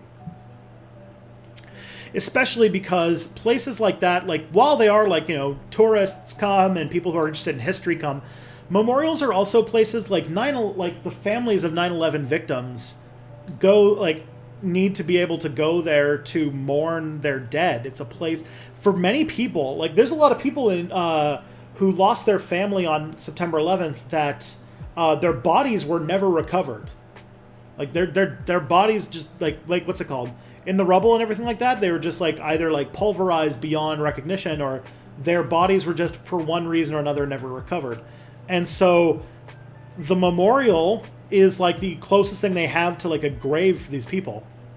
And to have it be this kind of, like, big, wide open sort of, like, just an area of New York City is doesn't really fulfill the function of a memorial, if that makes sense. Much like how people who have family that died in Auschwitz, like, the fact that Auschwitz is, like, this, you know, quiet, contemplative place of reverence is a place where people who can go there to mourn. Is the United 93 crash site memorial any better? The one in Shanksville, Pennsylvania, I haven't seen. I think it's pretty small because, yeah, it's in the middle of nowhere. Another interesting thing about 9/11 memorials is that I think that it's slightly more effective and more interesting is the one they have by the Pentagon. And what makes the one by the Pentagon very interesting is that, first of all, it focuses on the people.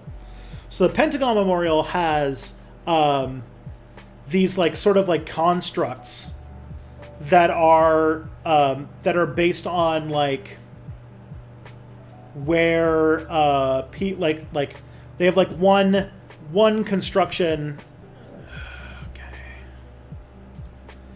Like, they have, like, one of these memorial things for every person who died on the 9/11 memorial, or in the 9/11 thing for who died on the Pentagon attack. And it ranges all the way from the oldest person to the youngest person. So you can see, like, the children on one end and the older people on the other end, and they're all, like, kind of named through and everything like that, and they all have their own names. And they're really, like they all have, like, individual names and things like that. And I think that's really effective. Another really effective thing about the Pentagon Memorial for 9/11 is the 9/11 Pentagon Memorial is that there's a couple things. One, it's just outside of Arlington Cemetery. So it's actually fairly close to Arlington Cemetery. You can, like, see it. And it's in a kind of area that's actually fairly, like, kind of hard to get to, which means that when you go to see the Pentagon Memorial, you're fairly often the only people there. And on top of that, the Pentagon Memorial also, because it's by the Pentagon, and there's one thing is that you can't take pictures of the Pentagon. I mean, like, no, but it's not really super enforced, but, like, there's a rule you're not supposed to take pictures of the Pentagon. So there's very few photos of the Pentagon Memorial. And so oftentimes you'll be surprised because you haven't seen it before when you go there. I remember when I went in 2014, it was very quiet. I think we were the only people there. It also might have been because it was summertime and really, really hot. And also, like, it takes, like, a lot of walking to get there. Like, we had to take an Uber to get there, and it's difficult because at the time, I don't know what the situation is now, but at the time, Ubers were legal in Washington, D.C., but they were not legal in Virginia. And because it's by the Pentagon, it's in Virginia. And so we kind of had, like, an Uber driver break the law to get us to the memorial because there's really no way to walk there. And then we did Arlington Cemetery afterwards, which was, like, this, like, super, super long walk. Because there's only one way into Arlington Cemetery, and you have to walk, like, all the way around Arlington Cemetery by the side of a highway. That was a weird day. That was a really weird day. We walked so much that day. It was insane. Like, my shirt was so thoroughly, like, it smelled so bad of sweat that I almost, like, threw it out. Because we, like, walked all the way up to the memorial, to the cemetery. Then we did all of Arlington Cemetery. Then we walked across the bridge back to the National Mall. And we walked around and we saw, because, like, it's by the part of the National Mall that has the Abraham Lincoln Memorial. We went and saw the Abraham Lincoln Memorial, which is up some stairs. And we saw some, like, the other memorials that are around the Lincoln Memorial. And then we had to go get dinner. And if you guys know anything about the National Mall in New York, in Washington D.C., that, like, at 5 o'clock, all of the area around the mall shuts down. So you have to, like, walk, like, several blocks away from the National Mall to get food. And then we actually went back, and it was just like, and it was all, this is all, like, in the middle of the summertime in, like, fucking the South. So, yeah, it was just not a nice day.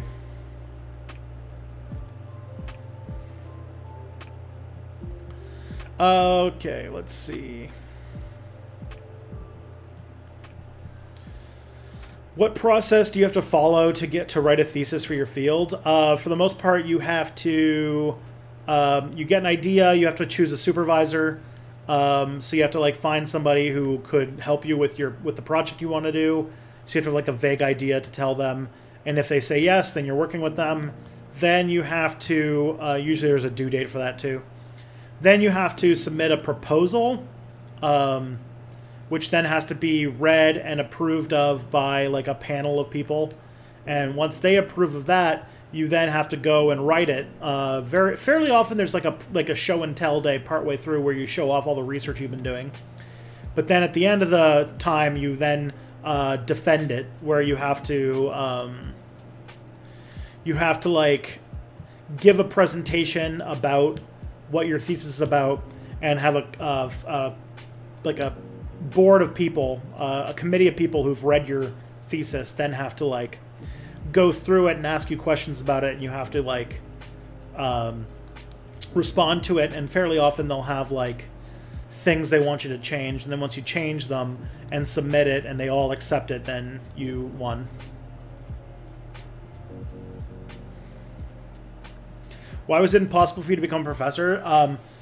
PhD, like, history is one field where it's particularly bad, but, like, to get a job as a history professor in this day and age is becoming more and more difficult, just because there's way too many people who have history PhDs and fewer and fewer professor jobs. And so fairly often, people who have PhDs are getting funneled into these extremely competitive contract faculty jobs where you're just paid an amount of money by the course. So you're not allowed to do you don't really get time or money to do your research. You don't get to take sabbaticals. You don't get paid a lot. Like, you get paid like a few $1,000s for every course, when, like, you know, it's like 3 months of work. So you have to, like usually you have to take, like, a big course load, which means you're very busy, which means you can't even do your work even between your things.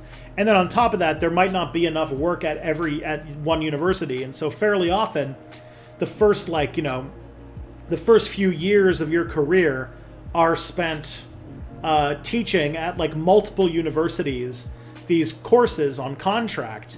And so you end up with times like there was professors at Western who they taught at Western, but they lived in Toronto, and so they had to, like, hey, Y2 Chaos Forever, thank you for following.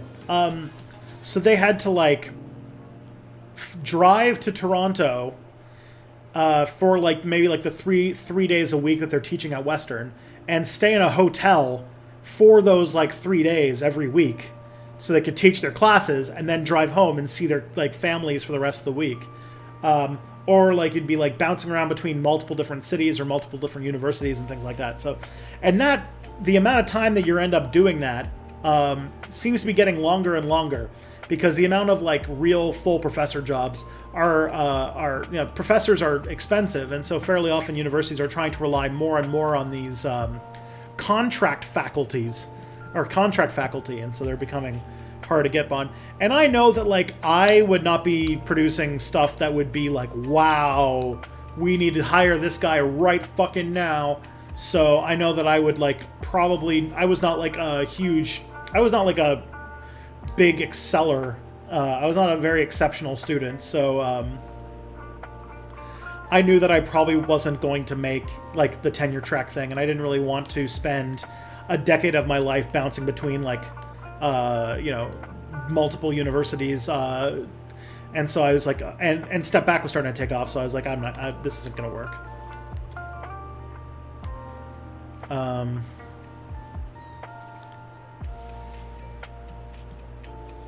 Okay.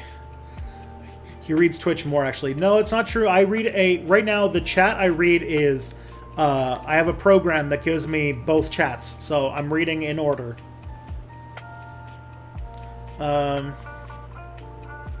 Speaking of bad memorials, the Holocaust Memorial in Berlin is kind of as bad as well. We have a lot of good memorials to World War II for almost anything, from preserving many concentration camps to the Stolperstein, but the Berlin one missed the mark, yeah. Memorials are hard to do well. Earlier said the USSR would have ended up like China. China is not a social democracy. I'm not sure. I'm not, like, I think the USSR would have just become, like, in my guess, because of Gorbachev, would have probably just, like, opened up. Like, what I meant by becoming more like China, I meant, like, becoming, like allowing more capitalism to come in, is what I meant.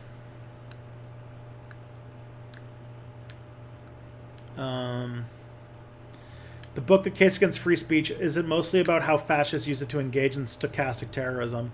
The book, The Case Against Free Speech, is mostly about how the American right, including the far right, because it talks a lot about Charlottesville and Nazis, how, like, the American conservatives to far right use the First Amendment of the U.S. Constitution as a cudgel to force people to tolerate hate speech. And the thesis of the book is that we need to have more of a discussion about the First Amendment of the U.S. Constitution in the same way that we have a discussion about the Second Amendment of the U.S. Constitution. And that we have to figure out, like, how much it actually, like, hey, Uncommon Microbe, thank you for following. So that we need to, like, kind of open up the discussion a bit more about whether or not, like, free speech applies to hate speech and, like, all these kind of, like, discussions, if that makes sense. It's done by, like, a leftist. It's written by, like, an explicit, like, leftist who isn't, like, doesn't believe in government censorship of speech, but like, talks about, like, how nobody is really making the argument for free speech. People are making the argument to protect their own speech. Like, you don't hear Richard Spencer or Stefan Molyneux complaining about the fact that leftist speakers often don't get invited to universities at all, and their ideas are never really given the time of day on universities. But it always seems to be about protecting the far right's right to speak. It never seems to go vice versa. And it also does a pretty good dissection of a lot of these cases of, like, campus free speech issues that are showing up in recent times, and how they're, like, being grossly misrepresented and distorted by the right and by popular media, which I think is pretty good.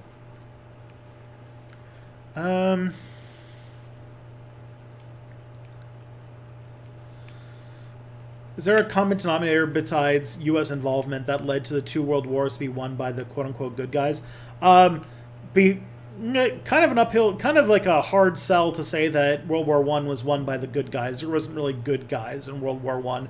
The only thing I could say that the common denominator is that the people who won both world wars got to write the history books about who were the good guys in the world wars. In World War II, fascism and Nazism was a extraordinarily destructive ideology, and fascism is a self-destructive ideology because it involves expending tons of resources to control and murder vast quantities of your own people, which during a war is a huge waste of resources. Like, the whole Holocaust system of, like, prisons and camps and mass executions and stuff like that was a huge drain, and a lot of like the Nazi ideas about racial superiority and stuff like that led them to make bad decisions. But I wouldn't extend the same thing to World War I. What are your thoughts about corporations, Twitter pushing more inclusive language, whitelist, allow list, sanity check, quick check? Sure. I mean, it's nice. It's good. It's good stuff to like kind of like, you know, deal with those sort of microaggression type things that make like in little ways just living tough when you're, you know, or tougher when you're you're oppressed group. But it is literally the least they can do.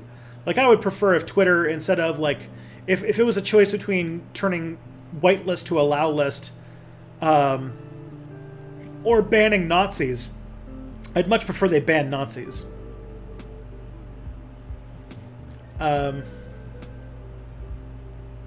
You are high profile for us, Tristan. No. Is there a comment? Oh, yeah, I already answered that question. Those things aren't really needed for survival or even living a luxurious life. Does it even matter if some rich goals get to go off owning nice art or having a house with a view? I mean, not really, but it's like, you know, part of the, you know, it's one of the reasons, what's it called?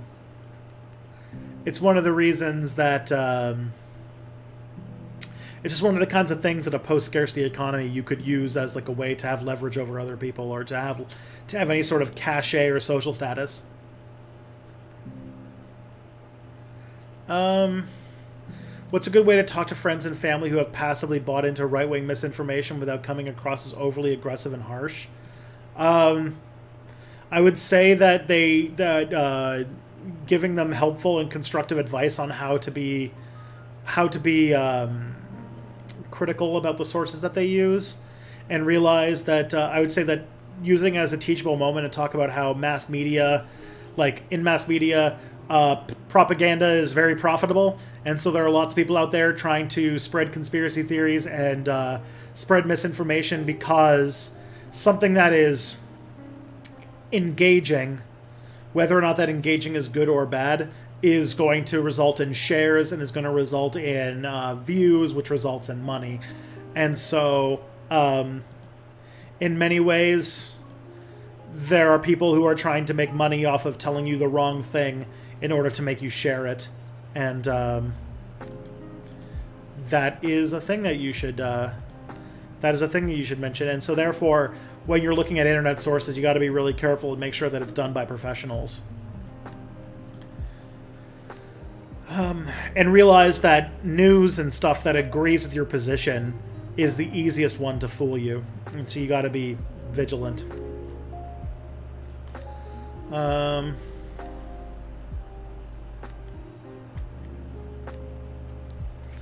Yeah, the proportion of PhD students who successfully land a tenure track position is about 2%. That sounds about right.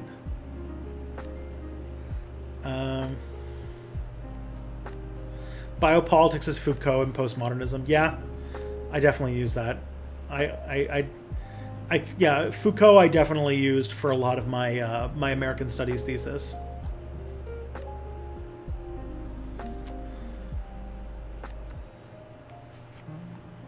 Hey, Zane, thank you for the super chat. Much appreciated. What do you say when you hear socialism fails? Look at Venezuela. I have a question. Every time I hear that, I think, why? Like, first of all, Venezuela. A lot of Venezuela's problems have to do with the fact that they have an extremely hostile U.S. government that is, controlling their ability to do things, or that is trying to squeeze them out of existence and has been trying to disrupt them for decades. Second thing I would say about Venezuela is that it's not really a socialist economy. It had some they try to do some redistributive politics under Hugo Chavez, but like, it's still a capitalist country. Like, I don't, like, just because the leader of Venezuela is nominally a socialist doesn't mean that Venezuela is a socialist country. They haven't done like widespread programs of things. Hey, Black Goat 666, how's it going, man? I know you. So like, those are like the main things. It's like, Venezuela is not very socialist. It has money. It has private companies and private corporations, and it's like it has income inequality. Also looking into all the people who seem to be criticizing Venezuela, if you look closely, a lot of the people who are very open are people who speak English. And if you know anything about Venezuela, you'll know that the people who are fluent in English in Venezuela are people who went to private school. People who went to private school, fairly well off. You know who doesn't like socialism? Rich people. It's a threat to their power. Yes, Black Goat 666 is cool. And if you are interested, you should go check out his YouTube channel because he's a stand-up comic who makes fun of right-wing shitlords. So you should go and watch. Have you ever been to Auschwitz? No, I have not. It's one of my things on my list of places to go, but I haven't. I've only been to Europe once, and it was a very short. Or it was not a short trip, but it was it was very limited to Paris and London. So I only went for a little bit. I have never been to. I've never really been anywhere else in Europe. So I would love to. I don't. Especially because maybe it's not going to be super easy to get to Poland. But I was planning on going to Europe last April, but then COVID canceled the trip, so that didn't happen. But yeah, I would love to at some point in the future. It's on my list. Dark tourism is kind of my thing. But the last time I went to London, or the last time I went to Europe was in 2007, when I was, I was like 18, I think. So it's been a while.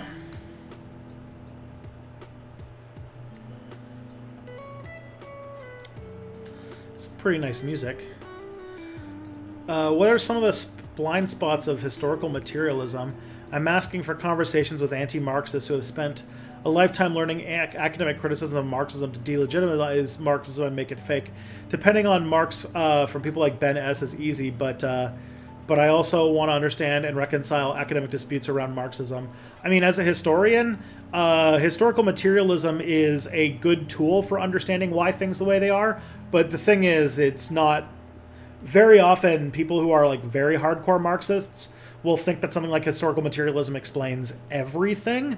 And while Marxism is a really great tool for understanding why things were, it relying on it solely makes you disregard like aspects of culture, and typically will also kind of build a little bit of a homo economicus and create like, oh, if everybody follows their material interest, there's like some stuff that doesn't make much sense. Like, it'd be really hard to understand the medieval age, for example, when like a lot of very earnest religious thinking informed a lot of decisions that historical materialism is not exactly perfectly apt to explain. Certainly is a reason, but it wouldn't be enough to explain that reason.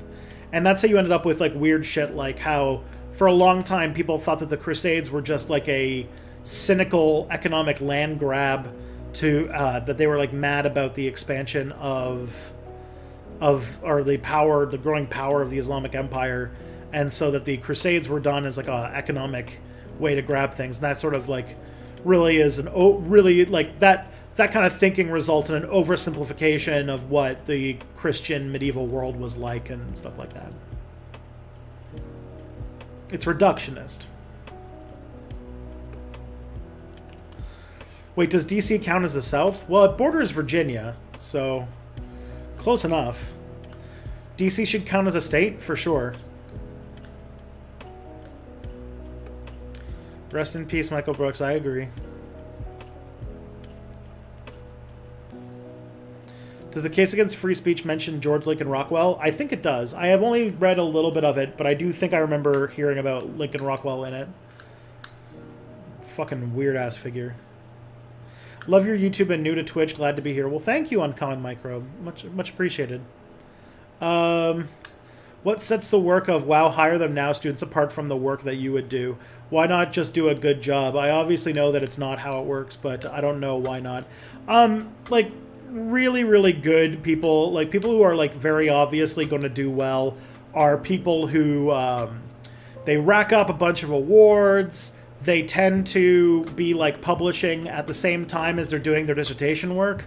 Like a lot of people, like when I was a history student, I was like doing programming and stuff while like my colleagues were like writing chapters for books and going to conferences and like traveling like across the world to do research. And just fairly often they were getting into stuff that was more trendy and interesting. That was like, that was big. Like there's trends and stuff in academia. And I was doing digital stuff that was very esoteric and weird, which led to a lot of professors and stuff and colleagues not really finding my work that interesting, or if they were like kind of struggling to understand what it was I was doing. And so like you can like the star students are the ones who are getting like massively good grades, although like everybody like grad school is like pass fail in a lot of ways, so like everybody just gets A's, but like there are people like they like who don't take extracurriculars and who like dedicate so much to what they're doing, and typically it has to do with like the main thing that'll determine whether or not you can become like a professory material is publishing a bunch of stuff before you even finish your dissertation. Book reviews, like submitting chapters for books, things like that. And I never really got those opportunities because I don't know, I wasn't that interesting, I guess.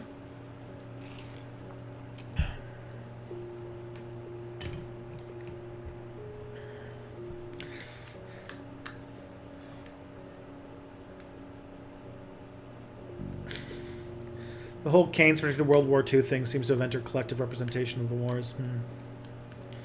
Do you think you'd feel different about the comparison between monuments of 9/11 if 9/11 was remotely comparable to the Holocaust in terms of narrative? Like, Holocaust is way more relevant to left-wing narratives about authoritarianism than 9/11 is. No, like my study of 9/11 memorials was very much based on understanding them as memorials. Like, I think, like, I have dedicated a large part of my life to understanding 9/11. It's still like one of the most important things that I study, and it's a big part of like it's a thing I find fascinating. And like 9/11 was a site of mass death, obviously not nearly on the scale of the Holocaust, but like it was a place that it's a place of very human loss and has had massive geopolitical ramifications for the world too. And so I don't think anybody can compare 9/11 to the Holocaust. I don't think anybody does. More often, and honestly pretty apt, is comparing 9/11 to like Pearl Harbor and stuff like that. Pearl Harbor is a pretty good example.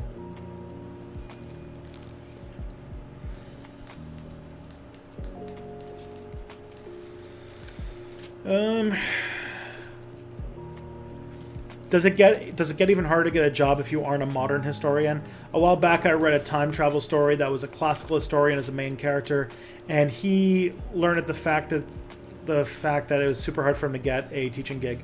Kind of. The thing is that like there's this kind of arbitrary like line in the sand for certain types of history, which it's for like old history, academic reasons, but like people who study like classical stuff like Greece and Rome and ancient Egypt and stuff like that are not typically people who do history degrees. They're typically classicists, and classicists are in a lot of universities their own departments, and they do their own thing.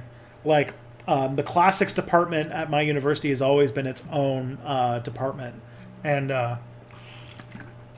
so it has its own thing. It has to deal with the fact that classics like history is getting budget cuts and stuff as well, and that history departments tend to be a lot bigger than classics departments. But And it really depends on university to university. Like my university was very much focused on Canadian history and specifically Canadian military history. So like my cohort of PhD students was like a shit ton of Canadian military historians.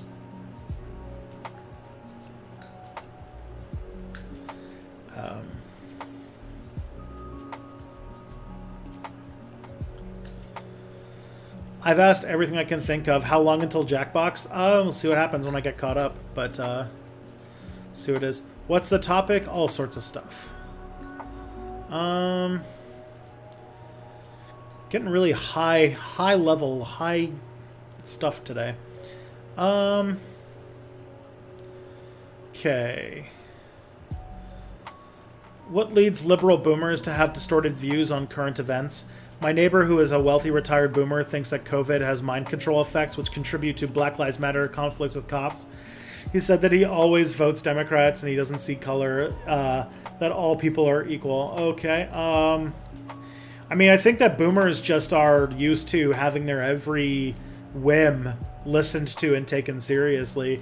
And also, I think that a lot of times their distorted views on current events come from the fact that they're not very they're not very media savvy. They didn't grow up they didn't grow up with the internet. They grew up with TV. And with TV, they just believed it wholesale without having to worry about things. And so a lot of boomers don't have very good media literacy, and so they just take a lot of bullshit on the internet as fact without doing a lot of investigation. And they spend a lot of time on Facebook, which is like actively has algorithms that spread misinformation to make money. And so they are easy suckers for misinformation, the kind of misinformation complex that makes money.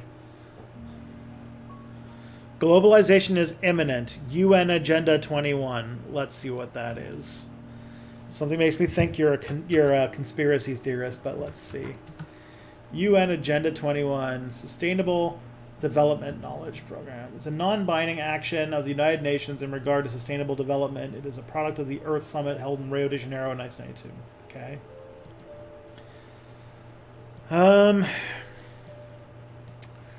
Where's the gang's questions? Do you know what eugenics is? Yes, I made a video on eugenics not long ago. Let me find it for you. One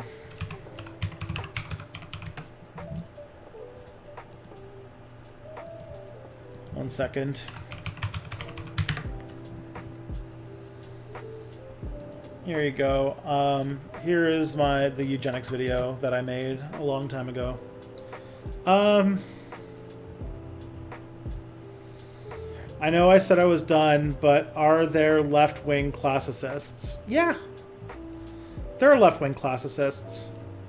I only knew a handful of classicists when I was an undergrad because I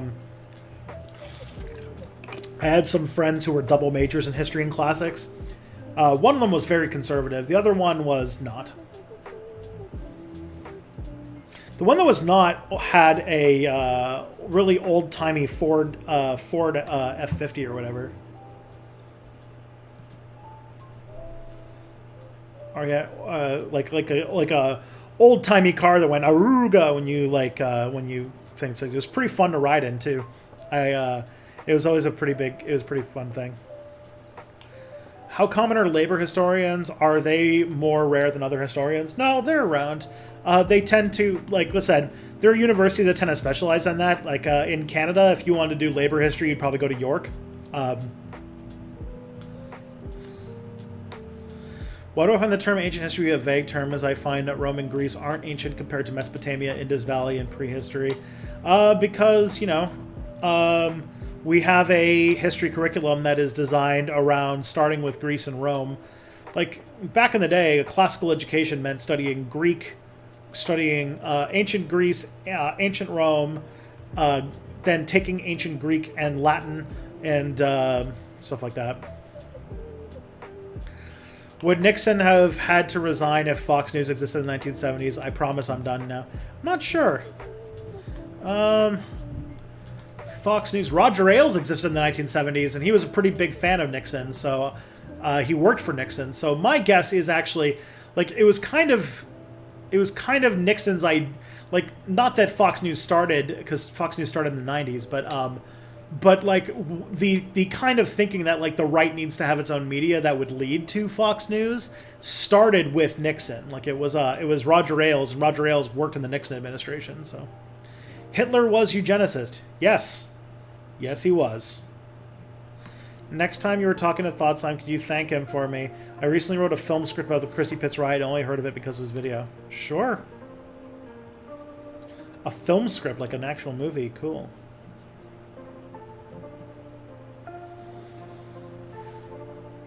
Okay. So I'm going to take another quick break to go to the washroom, and then we'll play maybe a quick game of Quiplash or something like that before we call it a night. We'll see how it goes. So I'll BRB.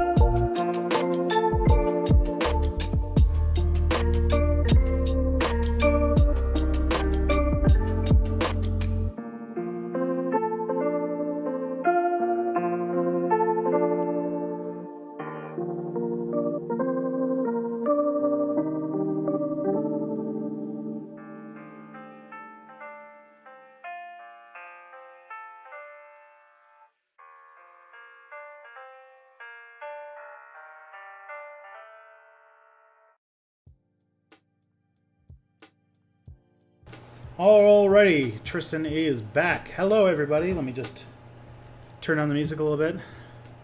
Let's plan Tristan's surprise party while he's not looking. So is Bill Gates. Okay. I mean, that's not true. But, it's cute that you think that. You're like a conspiracy guy. I get it. Alright. Alright, let's do Quiplash. Let's do this. So I guess I can turn the music off. And get the Jackbox going. We'll change the game and switch.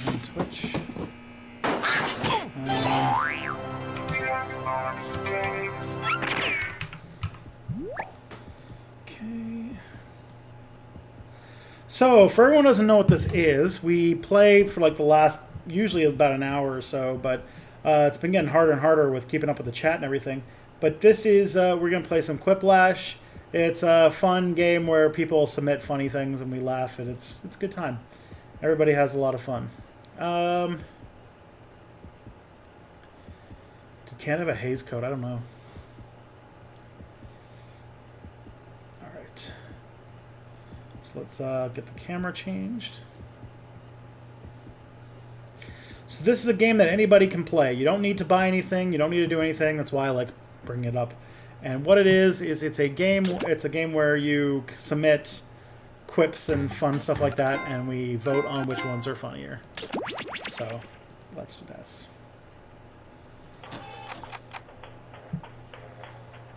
Script writing course covered a bunch of different disciplines, and man, I would love to take a script writing class.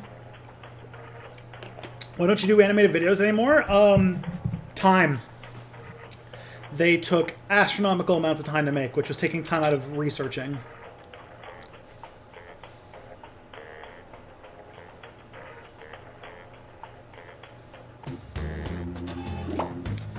So, oh, I should probably go to this thing myself.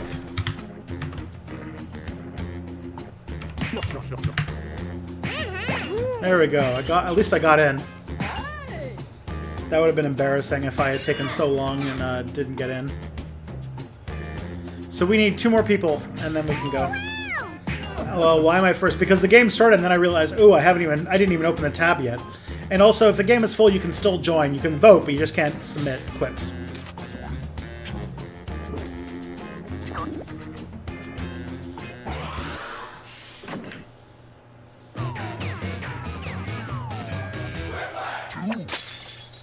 Let's play Quiplash, shall we? Hey, good-looking room. The people in it could use a little work, but the room is gorgeous. Remember, extra players can join the audience and pick their favorite quips. Audience votes count. Time for round 1. Will the stream be archived? Yeah. It goes unlisted, but if you go on Twitch, you can find the VOD pretty easily. Then everyone gets to decide if your or if you keep the URL, it'll be there. Else's. Democracy at work. The more folks who choose your answer, the more points you get. Go.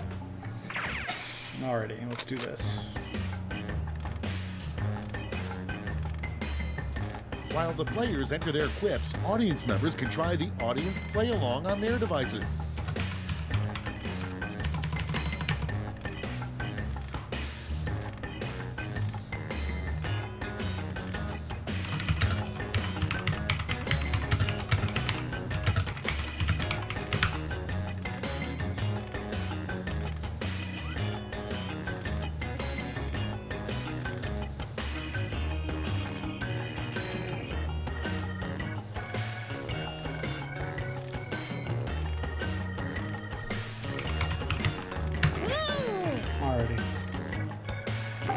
Oops, nope, don't want that.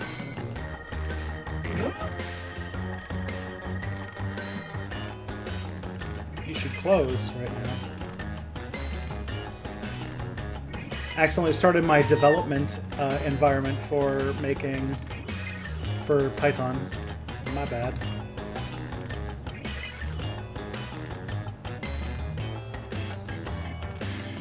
I speak Klingon or Middle Earth Elvish. Oh boy. How many other Jackbox games do you have? I have the first and the third.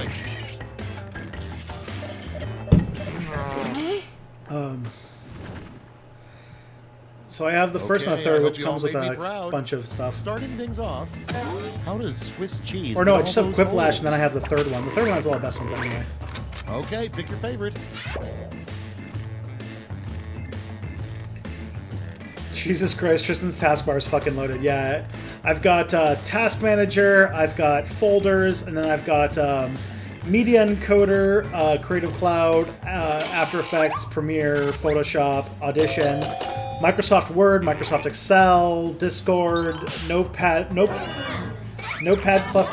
Steam, Overdrive, which is for audiobooks, Slack. Next in line. Probably take Slack off. Well, no, not really. Clearly gunning to win an Oscar. Load away. My Life Organized is sort of like a to-do app. Torrenting, Blizzard, a text-to-speech program, Spotify, OBS, calculator, screenshotting program, Chrome, Dashlane for my passwords. Probably take the one that gets me... No, the starter pack launcher for Dwarf Fortress. Next on deck, a fact you might find on a Snapple cap that couldn't possibly be true. Microsoft OneNote, Scrivener, my Python development thing. Let's see. fact you might find on Snapplecap if you could, that couldn't possibly trigger. And then that's it. So I got a lot.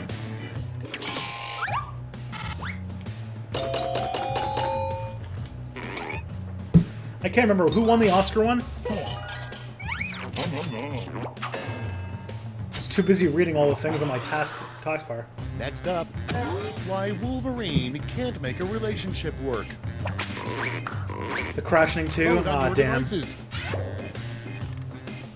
White Guilt 1? I'm getting conflicting things.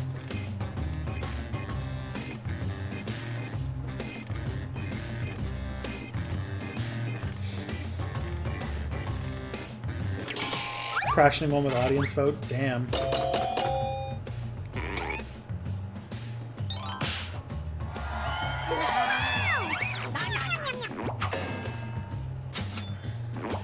Although you can be. And next, oh, he's Arrow, I guess. Worst person who could sing the James Bond theme. Put in your votes.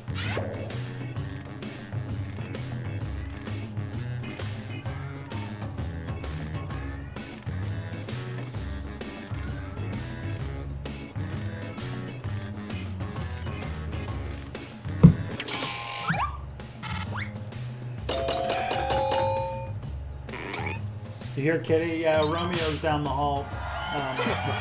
Not sure what he's up to. Oh. We got a troublemaker. Coming up next, if a job interviewer asks you, what's your biggest weakness? Always say blank. Vote now. I should probably vote.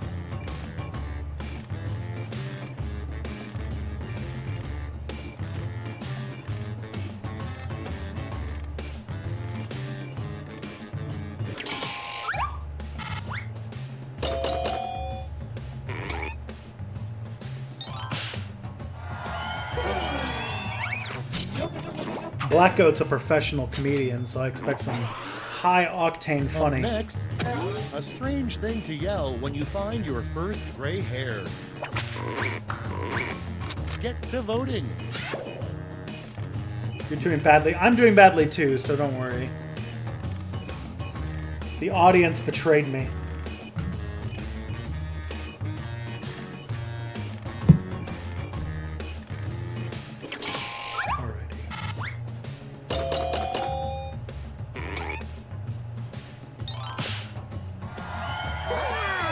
You're a boomer, good one.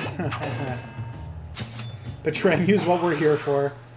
Yeah, these are the games that everyone forgets. A good name for a movie starring a crime-fighting jockey and his horse. This is the one that, what's it called? This is one that every time you guys accuse me of cheating, you never mention these games. I'm fed up with this world.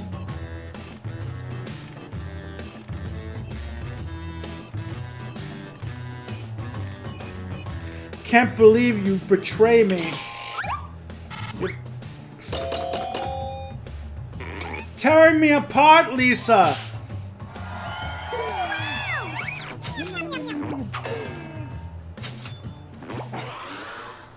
You're my favorite customer. Round 1 is behind us. Hey, Let's see how doggy. you scored.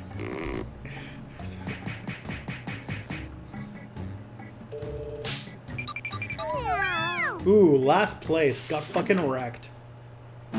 I did not hit her. I did not. Two. Oh, hi, Mark. Remember, all points and bonuses are doubled. Oh, man. The movie's great. Attention audience, while you wait for these annoyingly slow players, why not try the audience play along?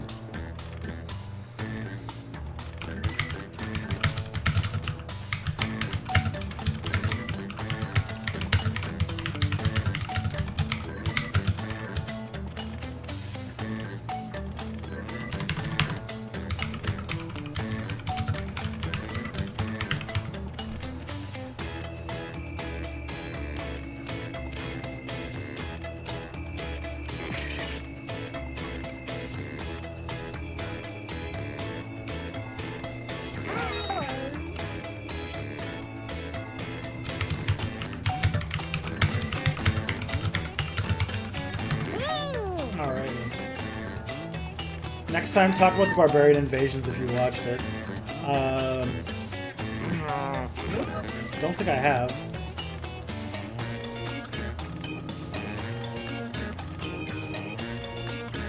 Round 2, let's fucking go! Let's do this. I feel slightly better about my choices this time around. You can't think of anything.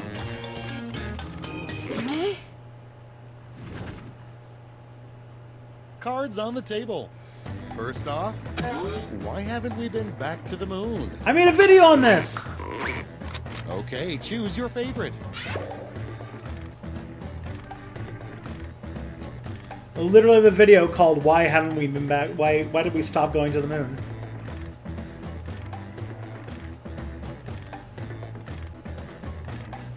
I think we're about to get a visitor.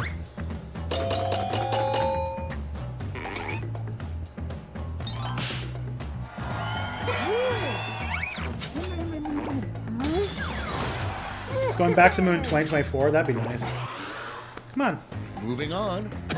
I know what you want. Inflatable arm Get flailing up here. tube man did before working at car dealerships. And vote.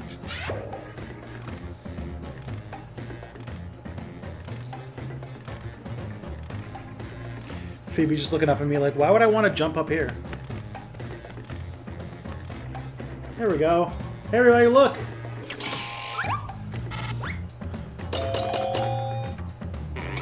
It's Phoebe! Can we get Phoebe's in chat?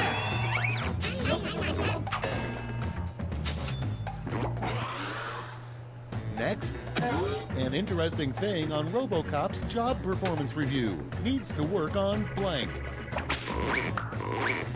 Ready, set, vote.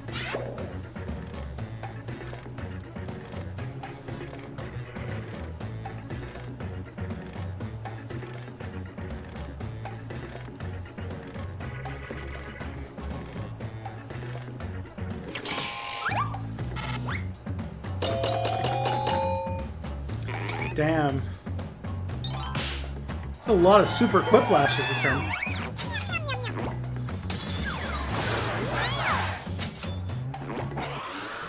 The only thing I can remember that movie about is that he shoots a guy in the dick. Clark Kent has given Lois Lane so he could go change into Superman.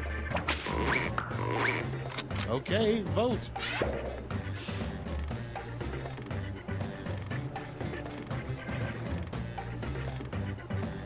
Hey, you're on.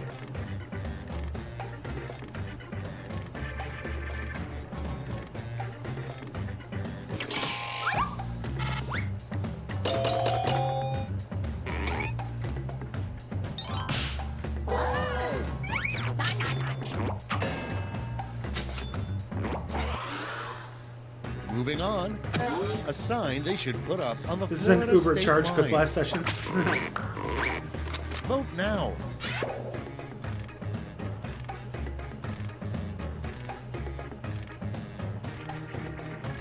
Morning, Florida.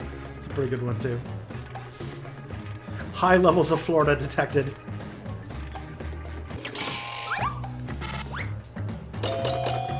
Oh, damn. Oh, damn!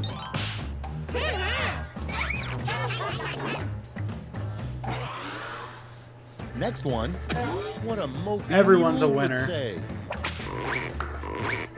Vote away.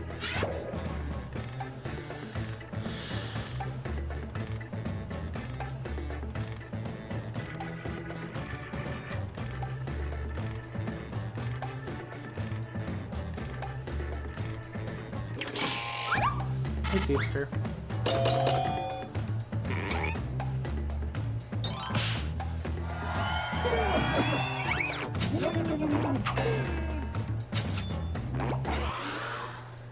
Next in the hopper, the name of a home improvement show starring nudists. Call back Christiosity and Christy before she was awful.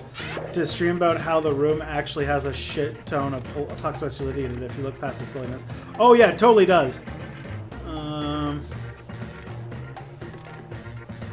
Like, what's it called? The little bit of, like, there's a little bit of the Control Delete video from H-Bomber Guy that talks about it quite well.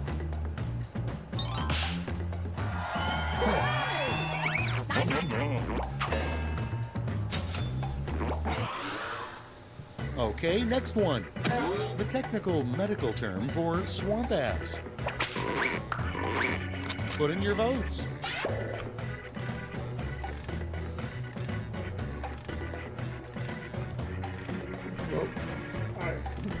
Don't want her walking on the keyboard.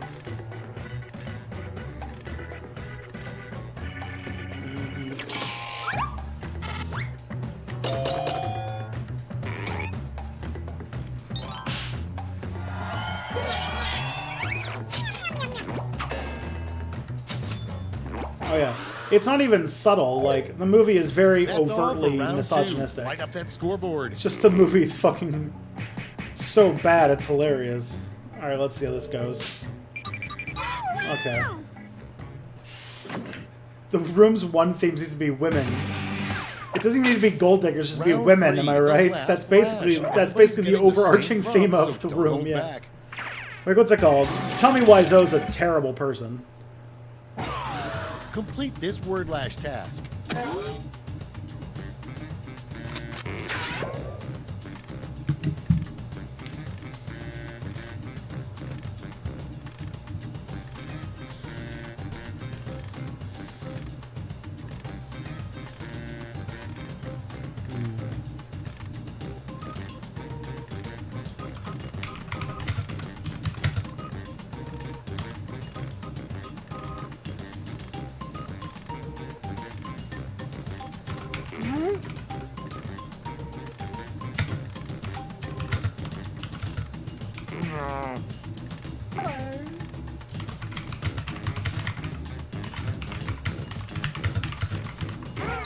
This one might not do well.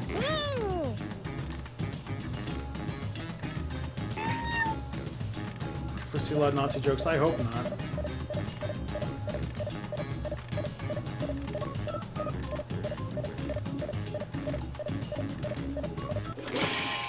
Oh no, Jane. Time to take a look. It's round 3, so you've got 3 medals to award. A gold, a silver, and a bronze. Make your Drinking picks. gas on gas. Once upon a time, we talked about corn gas.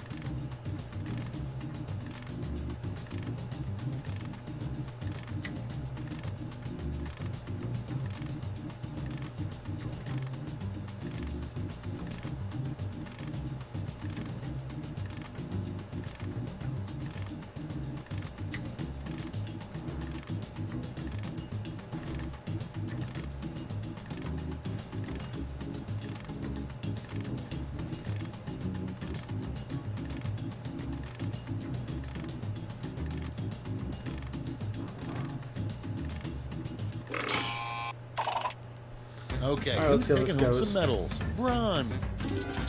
Show me the silver. And finally, gold.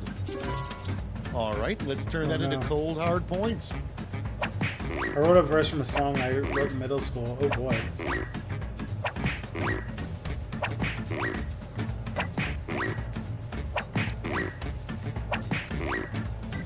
Yeah, I didn't think mine was going to do super great. Corner Gas 2.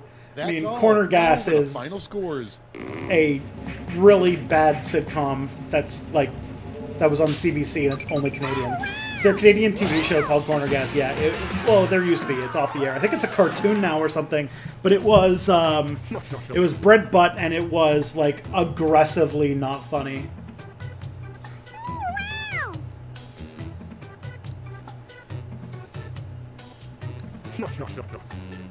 So let's do another round. So I don't think we have time for a what's it called, TKO.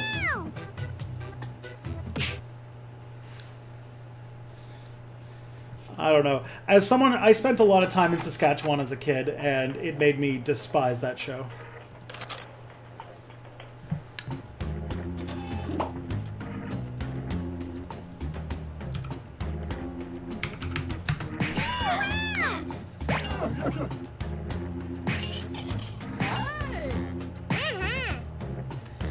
Just because it wasn't funny, and also it like whitewashed so much of Saskatchewan. All right, let's go again.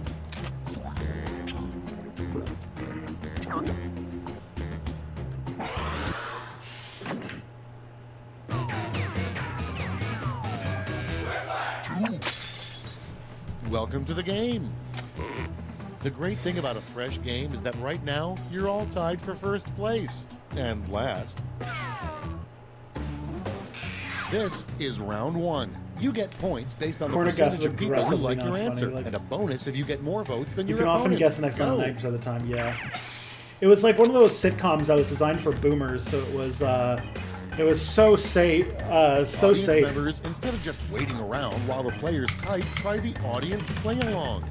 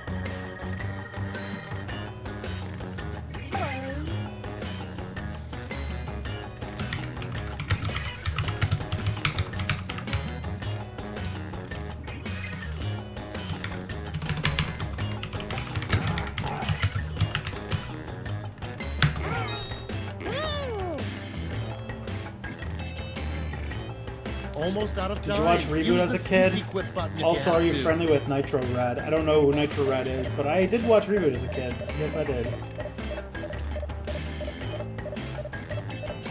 So Corner Gas was like this sitcom that was made for. It was on CBC, which meant it was like Let's see what we got. literally made by the First up, state the broadcaster, hardest part and of living forever. it was just Okay, not use your very device to pick your funny favorite. because like it had to be like it had to play extremely safe, and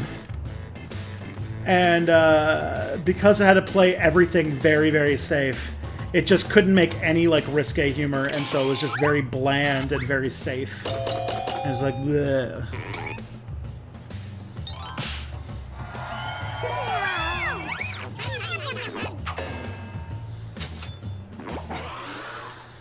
Your next prompt is the worst. I thought that spelling not being break able to finish featured a Coronation red Street was blank very funny. I contest. probably would have voted for that, actually.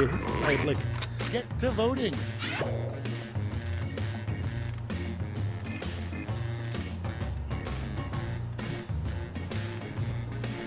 the BBC has made lots of awesome sitcoms, it's true, but CBC has not. Like, I think it made its first funny sitcom a few years ago with, what the hell's that what's that one? That's, like, about a, family that owns, like, a convenience store or something? I don't remember what it's Okay, called. next one. The #1 cause of death for Care Bears. I've heard it's good. Vote on your devices.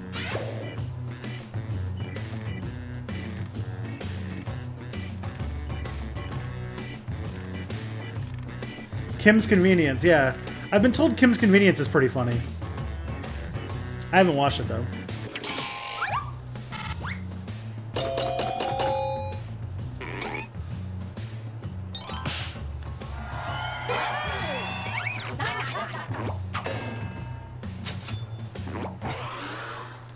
Up next, the weirdest thing to whisper to a ceramic doll.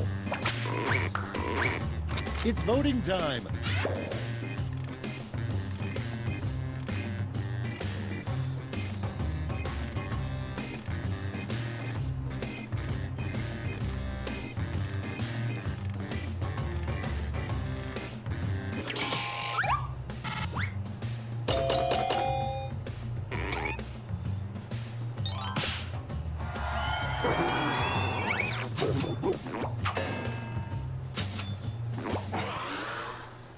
Next in the hopper, how did the ghosts in Pac-Man die? Ready, set, vote.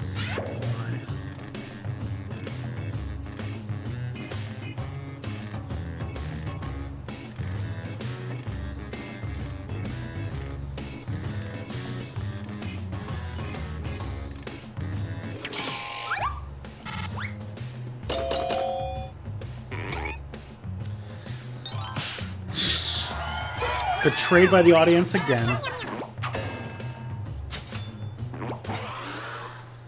Next, the advice a couples therapist would give to Captain America and Bucky. Time to vote. All right.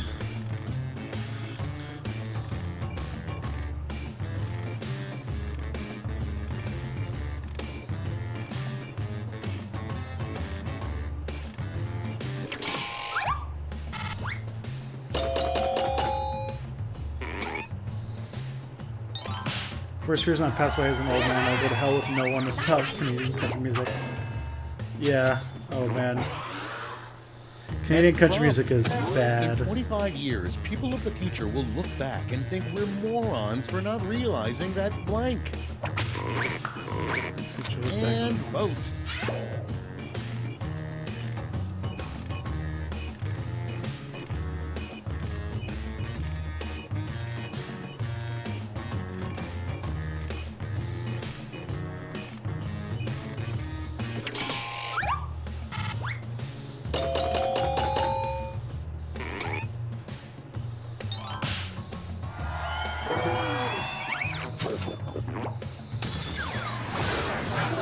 Yeah, fuck you, Nazi. Next up, a group that no tour bus driver ever wants to have assigned to their bus. Vote away.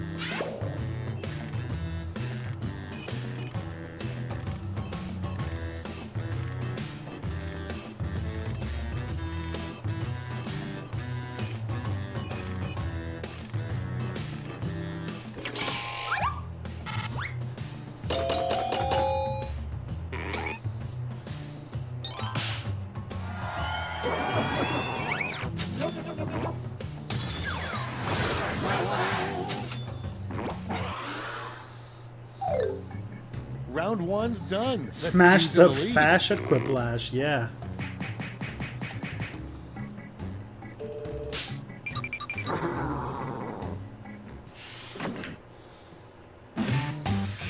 Now for round two. Double the points and bonuses, double the excitement.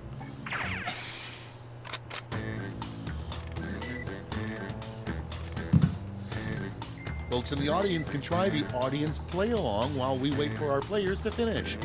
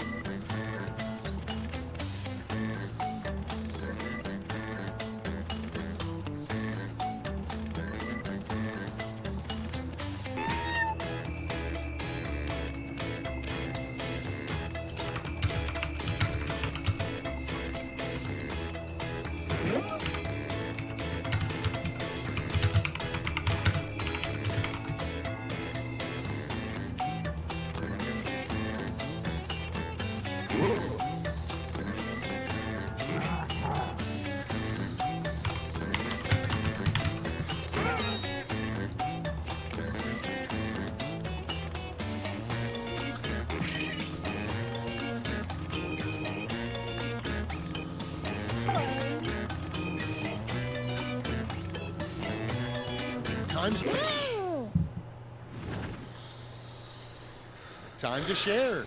Up first, the worst job to have at the White House. Okay, everybody pick your favorite.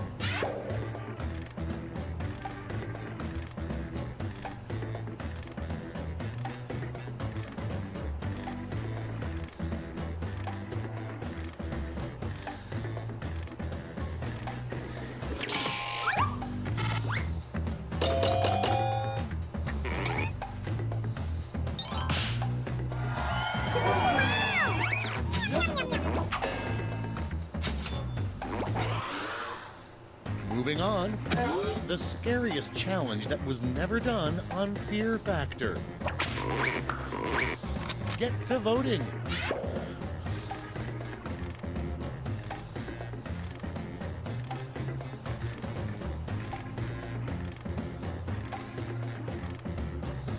Man, there's room for a great, what's it called? Joe Rogan joke here.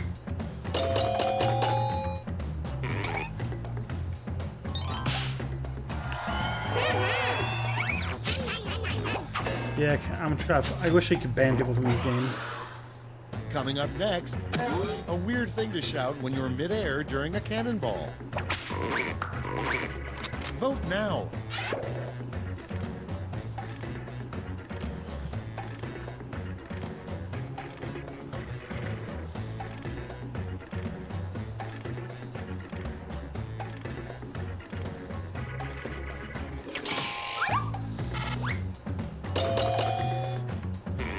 I want the one where they make, what's it called? Where Joe Rogan made them all do MDMA or whatever. I can censor answers, but I can't ban And somebody. next, a perplexing band would be Crosby, Stills, Nash Young, and blank. It's voting time.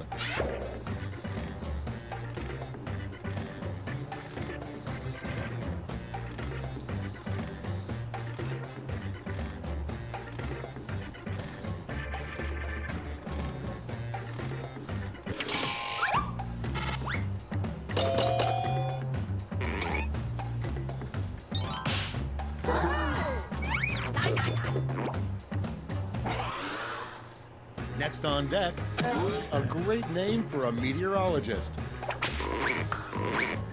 Vote on your devices.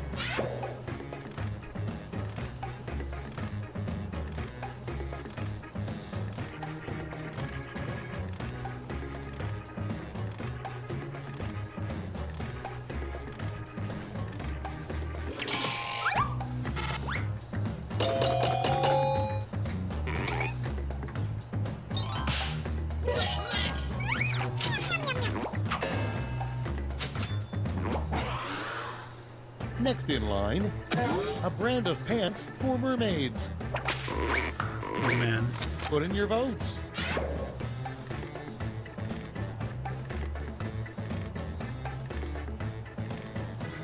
I remember that shows the various times that they had to eat testicles. Yeah.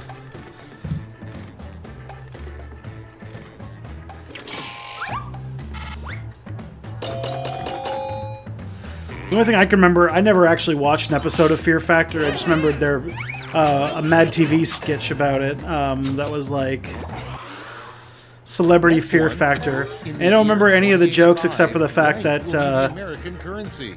the one thing they had was like, what's it called? Set, vote. The gross eating thing challenge they did was they would give it to whoever could eat the most live kittens. And Rosie O'Donnell ate several kittens. It was like I had no problem with it or whatever. It was a thing.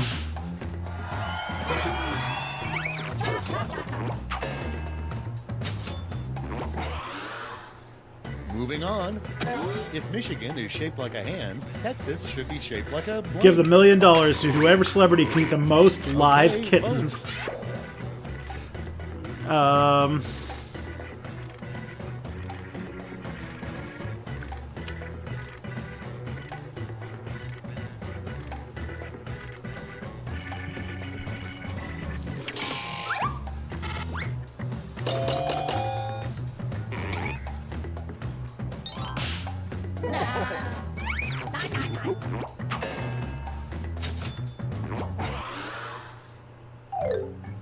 That's all she wrote for round 2. Let's check the scores.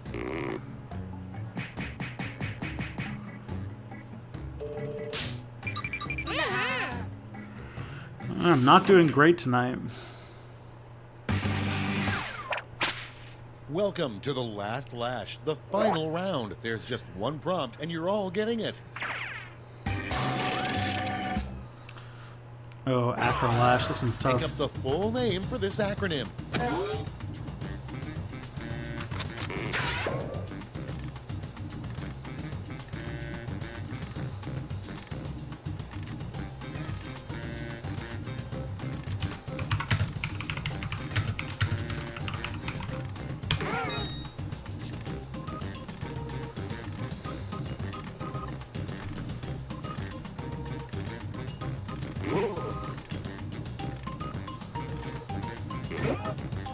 There's 11 people in the audience. Holy moly.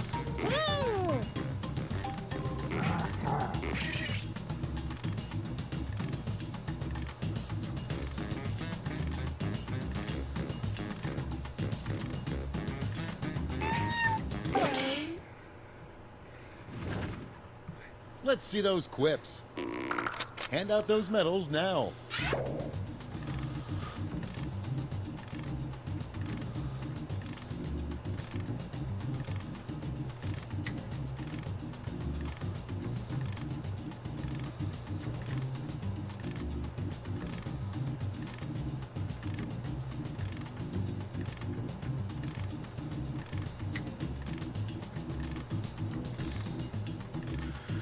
Raid Lin Wu. Please raid Lin Wu when you are done. Suppose Lin Wu is like a regular in the Discord, right?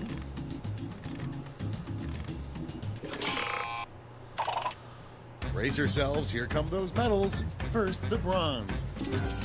Show me the silver. And the gold. Great, let me just turn those medals into points for you.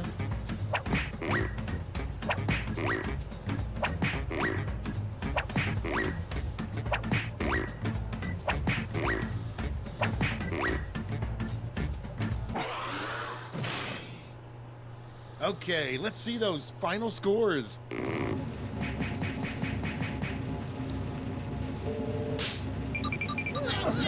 Well, I finished in 5th place at least. Alrighty. Well, this has been a real treat, everybody. Just X out of that. Everybody, this has been a fun night. I'll be back on Friday. Hopefully, I'll have filmed an entire video, or I'll have finished principal photography on my next video by then. So, everybody, take care of yourselves and each other. And for everybody who's on Twitch, let's go raid Lin Wu. Let's go say hello to a regular in our Discord server. And let's fucking go.